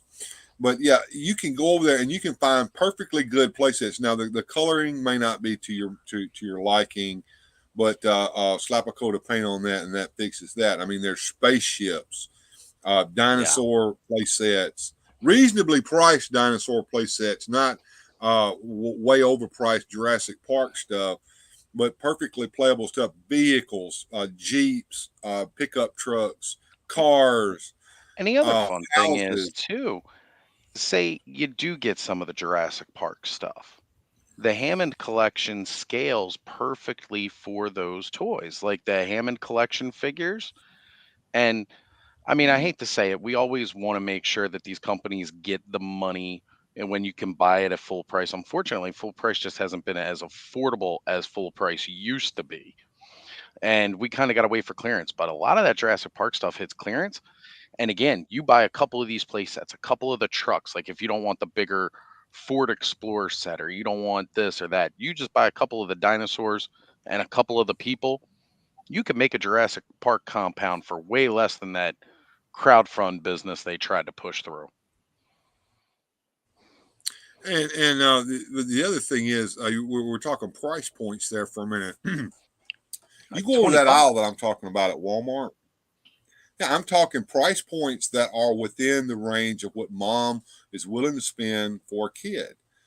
Kid Yeah. Connection stuff is the bomb in my opinion, and that's unfortunately what we're buying is way past that price point, and I think that in the future, maybe after our time, but that's where that's where the toys are going to go when we're not around to milk and get the nostalgia buys out of the stuff that we see over there on the action figure aisle. It's not going to be Right. that anymore. Well, let's face it. If it wasn't for the MCU, Marvel would not be selling at the rate it is. You know, the movies kept Marvel alive past the mid 2000s because they were on their way out. I mean, it's one of the reasons why Disney was able to buy them in the first place. They just dropped. Yeah, Marvel hit a big problem Right. after the 90s for Yeah, sure. exactly. And the movies 90s were did a kind huge of boom. save people's giving a crap about it, you know. Yep. So that So, it's changed Marvel's world for sure. right. So, I mean, yes, Marvel will probably survive for a while longer. The prequels that everybody hated so much saved Star Wars in a big way because I mean, again, growing up from the 80s to the 90s, Star Wars, I was born in 85. So Star Wars was pretty much on its way out of stores by the time I hit. The only place I could find Star Wars toys, now, mind you, I loved the movies. I watched them all the time. I wore out the VHS tapes. But You know, to get the toys, you had to the find them at yard sales and stuff. You couldn't find them in stores vintage anymore for me. toys. Now in the 90s there was a resurgence of Star Wars toys. It started Yes. with Heir to the Empire, if I'm not mistaken. Well, no, And Power to the Force Power of the 2. Force. Power to the Force 2, because the books were a little bit more adult at the time. So kids yeah. didn't get into them. I did, but I was also reading Stephen King by that time. Well, there was So I think that video game, whatever it Shadows was, of the Empire. Shadows of the Empire. That's the Yeah. one that was Yep. to me the revival. I wasn't Oh, into yeah. that. Oh, Prince man, I Zizzle, all loved it. that stuff. I wasn't into that at The the time. I was 90s to me. I was a young man with a new wife and a new child, Sure. and I Well, couldn't let 90s to me me throw was a some two golden age of cents in Star here real Wars. quick with the Star Wars. The prequel stuff, like you said, that everybody hated. We had no idea how much worse it was going to get. So, like, Yeah, that stuff the prequels aged were pretty bomb. well now because you watch the prequel stuff back, it's not that bad. I But never hated it at the time it came out because I liked it because we were getting more Star Wars. You know, it was good to me for that. It was filling in some of the blanks that Marvel Comics, when they had the license for Star Wars, they tried to fill in a little bit of that. But I mean, I know it was all jumbled and weird. Um, but 90s was a really golden age for Star Wars because you still only had the original trilogy and they were building on it and fleshing it out in a way that had not done through the books. And again, the way they sold Shadows of the Empire, they did a mass media campaign on that to be like a movie release without a movie. And they've even talked about, you know, what was going through their mind for that. They had a soundtrack for it. They did the video game. They had entire toy lines made for it because they had just hit back on the shelves with Power of the Force 2, which, man, I'm telling you, I was part of the Star Wars fan club, so I was getting Star Wars Insider magazine. And when I opened it up, and Star Wars Galaxy magazine was another big one I collected. When I opened them up and I saw them that first splash page layout of the new toys coming out, I lost it. I immediately ran to my mom and I said, I need all of these. And sure enough, between Christmas and my birthday that year, I had everything that came out in that first initial wave. I even ended up getting doubles of some of them, and I had to take them back and then sat on store credit until new stuff showed up. That was pretty cool to me. I'd never had that before with toys. see, I guess I was ahead of the time because I was a grumpy old man even as a young kid. Because like when I was in high school, those came out. They re-released the original movies and put all the new scenes, and I was screaming hand shot first. Actually, hand didn't shoot first, hand shot, and Greedo died, and that was it. What are you guys doing to this? And and then we saw the prequels, and I was like, oh, this Jar Jar thing's annoying me. Oh, cool, Darth Maul, really great villain. I can't wait to see him in the next one. What? Yeah. I mean, it was just, to me, I was just all disappointment and me going, yeah, the ones before when I was a kid were better. And that's just where I've lived. Then Disney came, and then you find out that it could have been a whole lot worse. And it was. I will say this for new Star Wars, Mandalorian season 1 and 2. I'm still liking Mandalorian. I like Mandalorian. I like Book of Boba Fett. I have not watched Ahsoka yet. I want to start that. I was a bit disappointed more with Obi-Wan, but I was still happy to have more of Obi-Wan. I mean, it definitely created some plot holes going into the original trilogy. Sure. And then when it came to the newer Star Wars movies, I enjoyed Han Solo. I actually really liked that. And I can fix one of the plot holes for you. Okay. One of the plot holes they're screaming was Leia wouldn't know Obi-Wan, right? Right. Well, he didn't call himself Obi-Wan. He called himself Ben Kenobi. And you can see when she asks for help, she asks for Obi-Wan Kenobi, but then she lights up when Luke rescues her. Ben Kenobi's here? So, yeah, that's true. You can that is true. I'll give it that. Explain it away a little. I'll give it that much, yeah. But Rogue One, I even really enjoyed. Rogue One was the only one out of those that I liked. Thank you. Yeah, Rogue One was really good. A lot of people didn't care for that one, but I thought, honestly, out of the newer movies, Rogue One to me is my favorite. Me too. Me too. I liked Andor as well as a series. I thought that was really cool, seeing a bit more of the spark of the. It takes more than just a couple of people to really get a rebellion going. It takes multiple places, multiple people to really truly spark a rebellion against something as big as the Empire. Well, and the other thing, the other thing that came out in Andor, that it was a little more reality based than the fantasy of the Star Wars. Sure, I will admit. Thing is, if you're going to do what they had to do to get this rebellion going, that was also called the Alliance to Restore the Old Republic, you have to make deals with. You have to make some deals with some shady people, some people that are not necessarily good guys, in order to accomplish the goal that you want to accomplish. What's the old saying?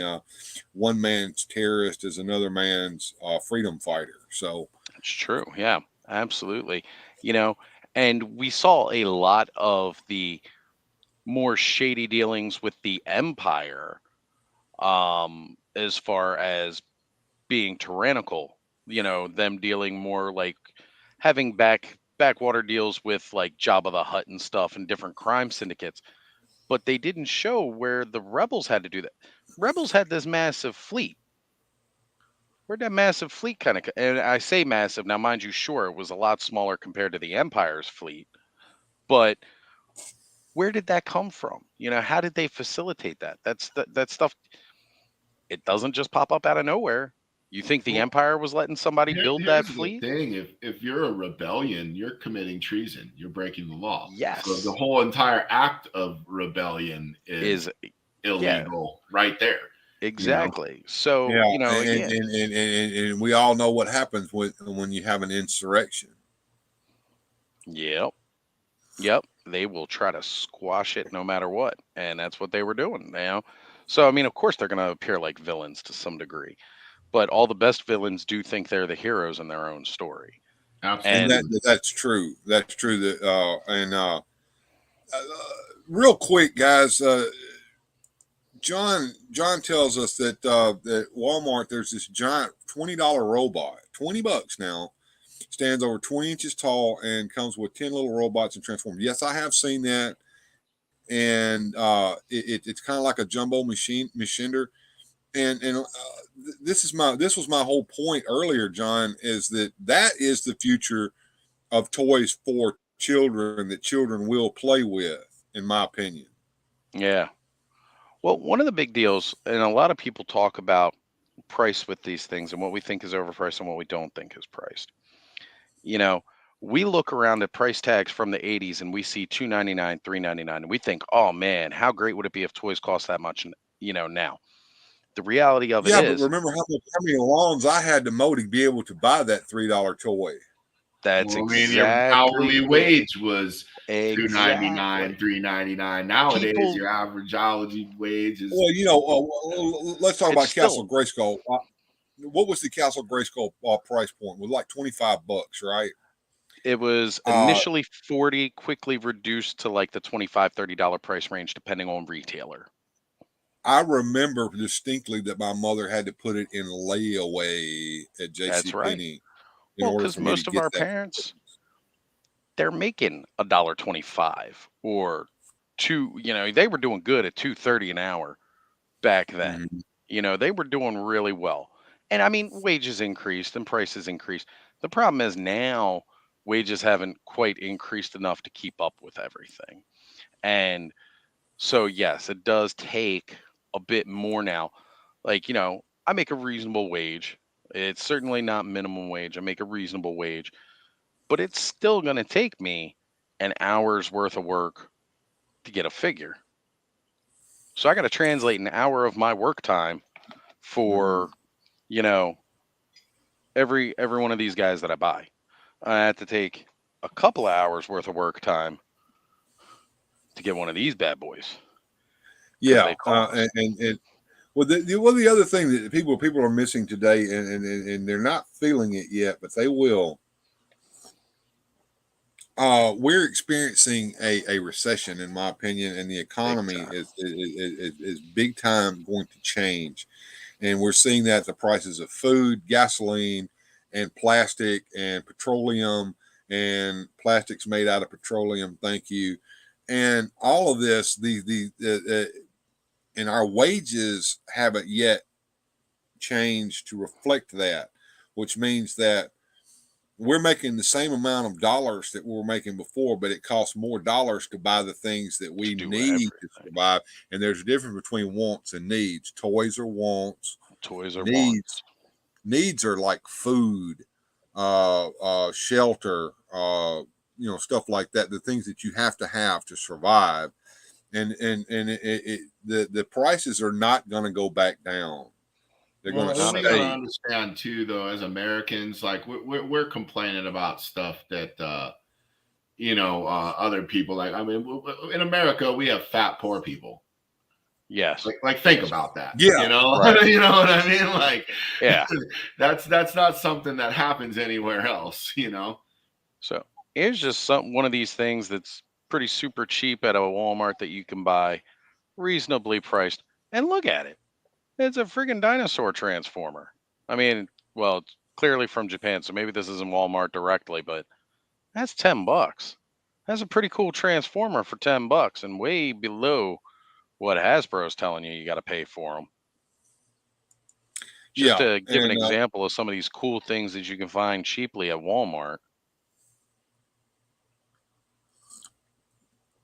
John says, while I was in college, I could work for about an hour and buy 2 G.I. Joes. Now, 1 hour will not even be able to buy one figure.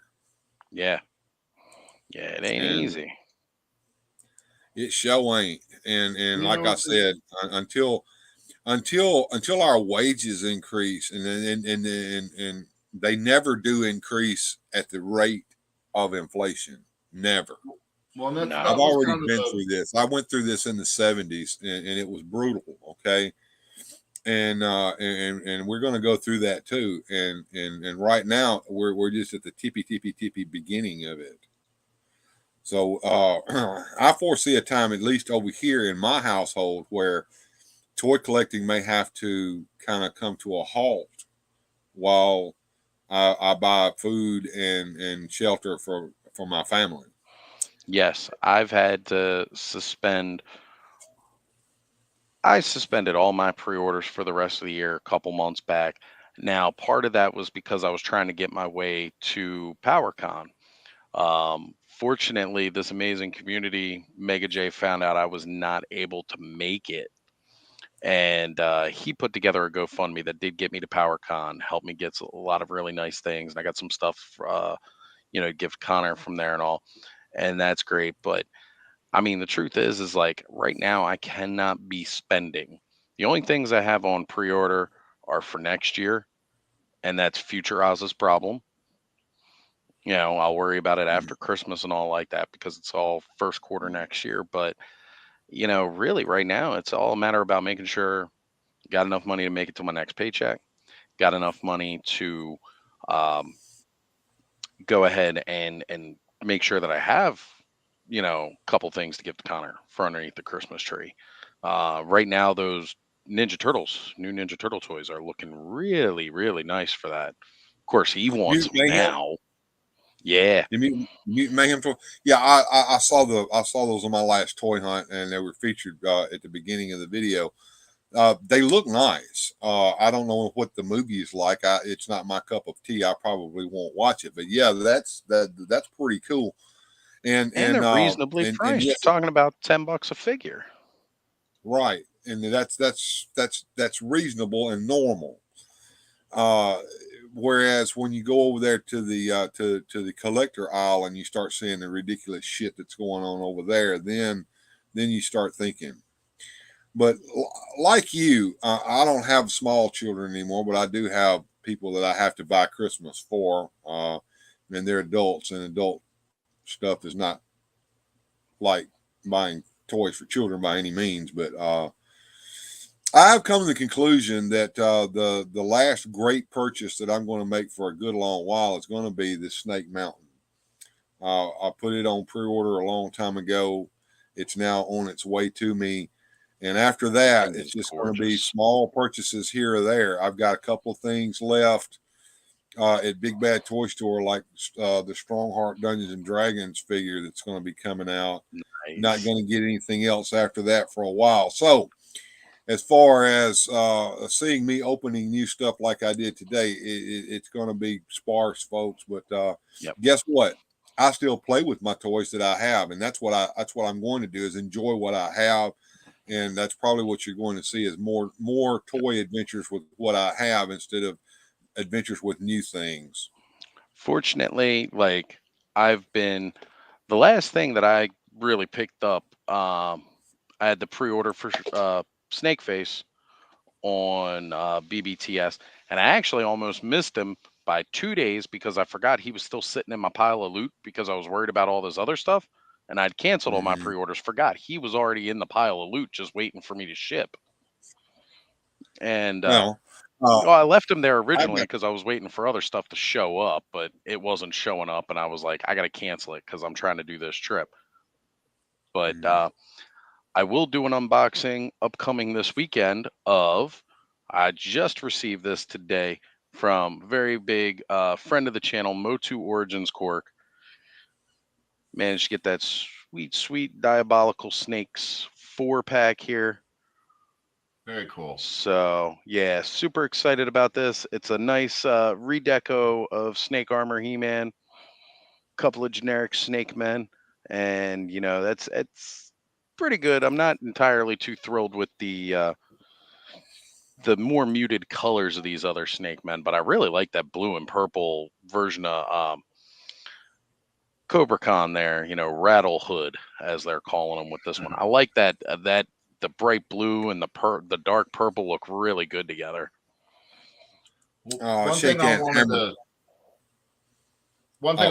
touch on quick before we move on here was we were talking about toys, the affordable, the economy, your wage going up, all this, that, and the other. There's a couple little pieces I'd want to throw out into the stratosphere. One, if you're waiting for your employer to feel sorry for you and give you more money, that's not going to happen. So don't sit here and think the government's going to fix it or your employer's going to fix it. You got to go get yours.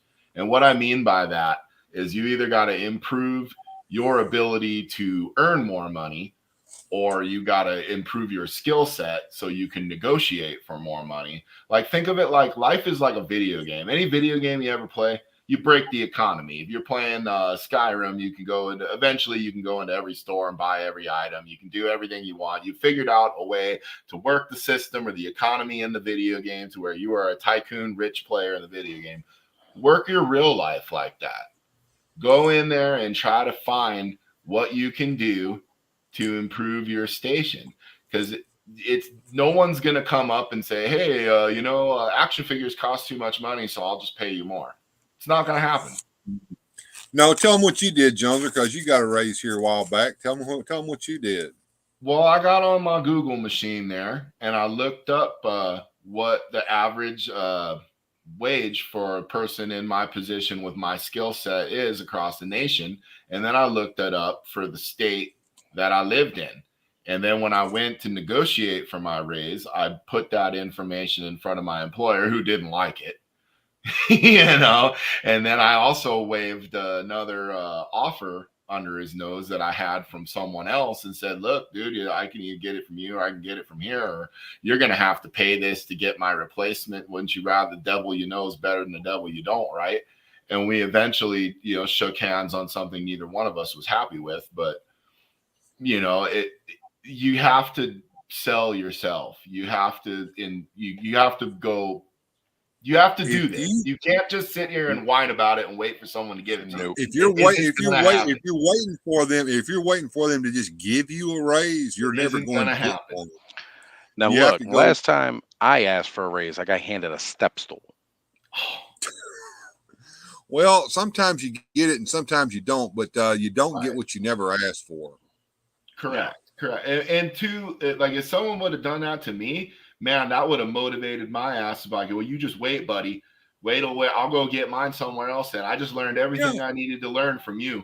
That it ain't worth any more of my time, effort, and energy to do this. So now it's time for me to figure out where it is worth my time, effort, and energy. Because I've had where an employer will tell you, well, I think you're topped out. Oh, well, you just told me I need to leave. That's how I heard that. That's how I heard that. Yeah, never be afraid to negotiate your wage, because I just made that joke here about the step stool thing, but that didn't really happen. No, it didn't actually happen. Nobody's ever handed me a step stool. I've never not negotiated a wage I didn't get. My current position where I'm at, I came in less than a year ago. I'd been out of work for 3 years. I got a lot of experience. I used to be a manager at GameStop. I've worked in a call center before. The current job I have is scheduling patients at a call center for a hospital. So, when I first heard about the position and I applied for it, they told me what their starting wage was. It was a reasonable wage above minimum wage. And then I went ahead and put in a bid higher. And without blinking an eye, they accepted that. And I realized I should have negotiated higher. They agreed too quick. Right. Do not short yourself. If you just go in and you start at the bare minimum, but you have experience. Right. Experience is worth something. Experience to me is worth way more. I mean, like I'm a high school dropout. You know what I mean? Yep. I have no degrees or education or anything to get to. I'm the lead in my department. I'm the manager of the packaging department, and it's all self-taught. It's all hard work. I learned every machine, I learned every station, and I stayed late and got there early, and I busted my hump to get to where I got. Yep. There was no job where I went, oh, this isn't my job. They said, go out in the field and pick rock. And you're like, man, I'm a computer operator. I don't pick rock. No, they needed you to pick rock that day.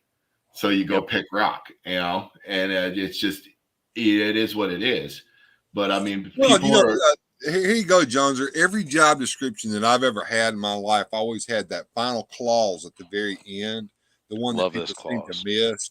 That little clause that says, and any other task assigned by your supervisor or deemed necessary, or however they want to word it right there at the end. But it's always just, I hear that a lot. It's not part of my job responsibility. I'm like, oh yeah, what is your job responsibility? Can you quote it for me? Because I can, because I read it. Yeah, I made sure I read it and memorized it, including that. And I have yet to find a job that did not have that at the end. Right. Yeah, I was talking to a new guy at work about that one time. That ain't part of my job. I said, read that job description, especially that last little bit there at the end. That's It's the one that also covers all those bases. That's why you're going to get that fucking broom and sweep the freaking floor. it's also important to read that because they don't like it when you use it against them. Okay, Mhm. when I was unloading trucks for Walmart, they used to tell us this truck's got to get unloaded in 2 hours. This truck's got to get unloaded in 2 hours. You need to make sure you get this done in 2 hours. It's in the guidelines of how we unload the trucks. I said, well, what's the rest of that guideline? They go, what do you mean? I said, it says in the book that it will take 2 hours or a truck will be unloaded in 2 hours with a team of 14 unloaders or more. We have 7. So There you go. therefore, it should take us 4 Twice as hours long. to unload this truck, not 2. Correct. Well, no, it still needs to be done in 2 hours. And I'm like, well, I'll do my best. it should be, and it ain't going to happen are Right. 2 different things. Right. So then after a while, they came back and they had a meeting with us. This is one of my best times I ever quit a job. They had this big meeting about, all right, we're going to make sure that you guys have 7 people every day because we had 7 people on a good day. On Saturdays, the original schedule for unloading trucks, they did not receive trucks on Saturdays. So all the original team of unloaders had off on Saturdays. They were not required to work because it was in their contracts which day they would working. Never worked on a Saturday. So we, all the new guys, had to work on Saturdays because there was nobody else there. And they came back and there was 4 of us back there. One guy's inside the truck humping everything down onto the line. You got 3 people on the outside of the line trying to put everything on all the different pallets. And I got to tell you, sometimes that takes a while. And the guy in the truck doesn't want to stop, Right. loading You're that messing up line. the flow. You're Right. messing his If flow. I got to stop and come out there and start pulling stuff down, and one of the managers came back and they were like, you guys need to step it up. We got to be finished this truck in 2 hours. I came out of that truck and I went 1, 2, 3, 4. And I pointed at him and I said, and a half. How do you guys count to 7? And he just looked at me and said, if you don't like it, you can leave. And I said, well, have fun with 3. Right.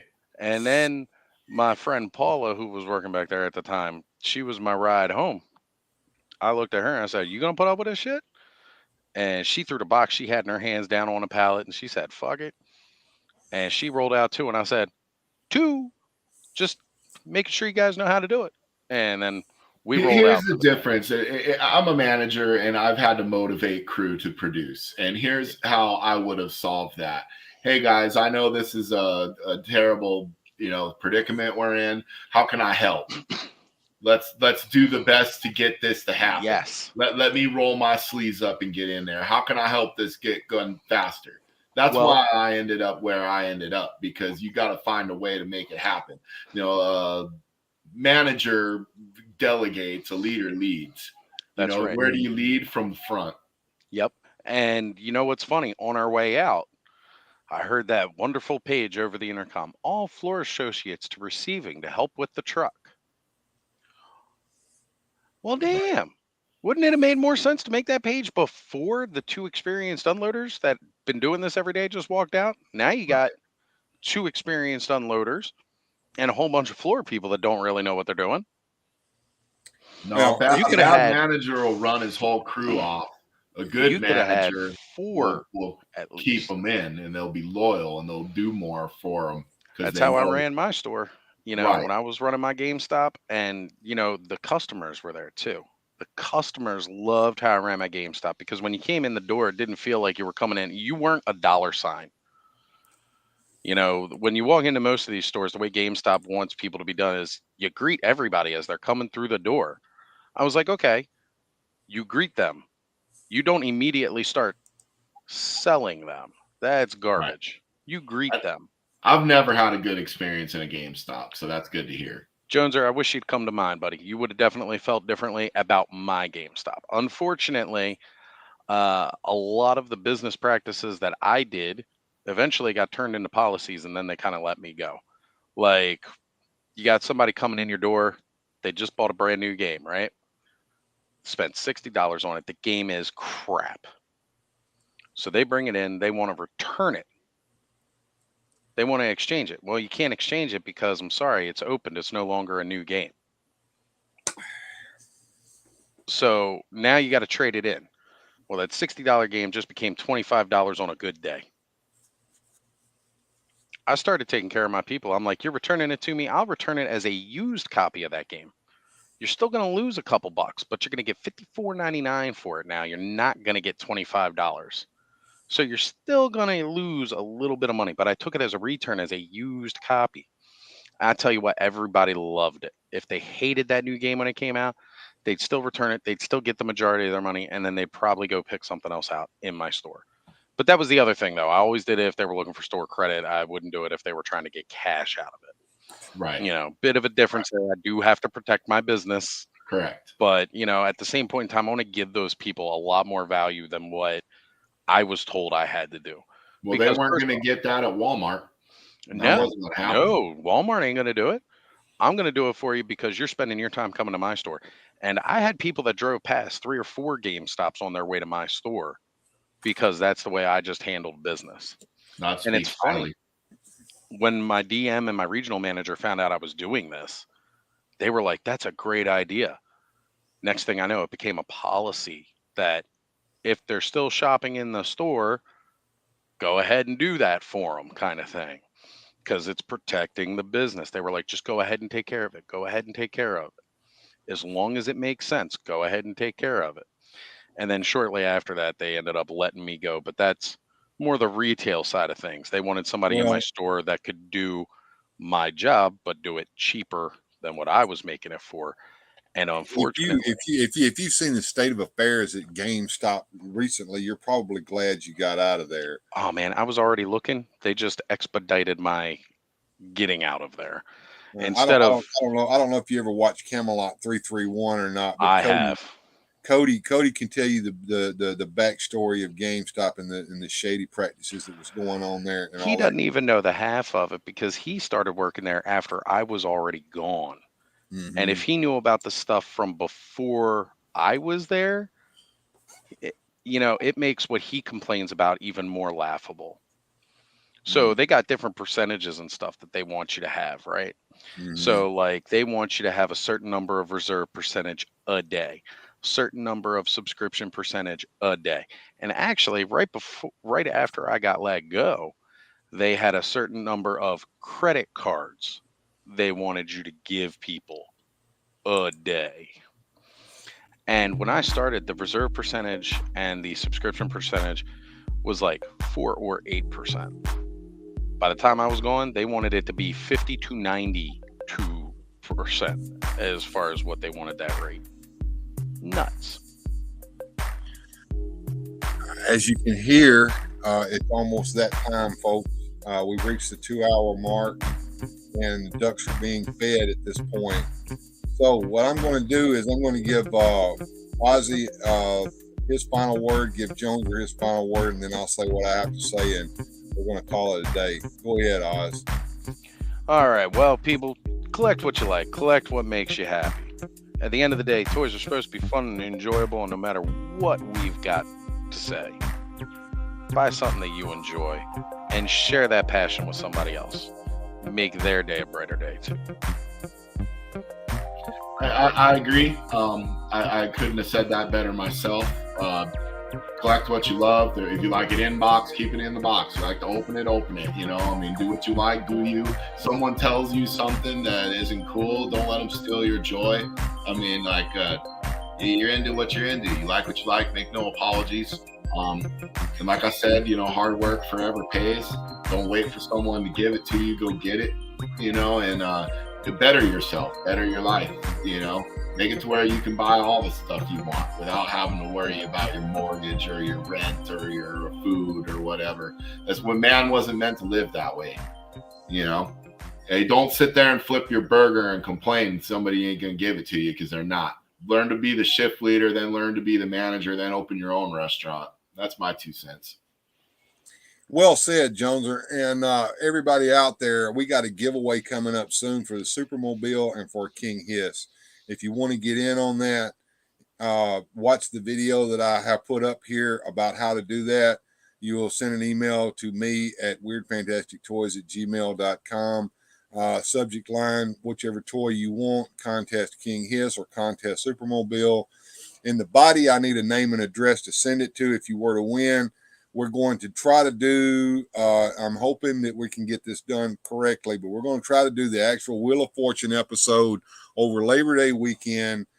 Probably going to be on a Sunday show because, you know, that's when people do toys. And we're going to spin those wheels and we're going to give away those toys. And we're going to talk about what we're going to do in the future as far as giveaways go, because I've got more shit here that I can give away. So get involved in that.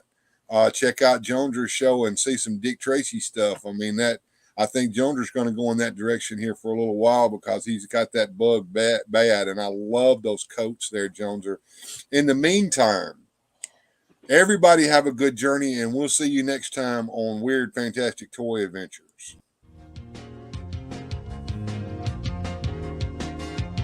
Special thanks to the channel supporters. Without your help, these adventures would not be possible. Thanks for watching.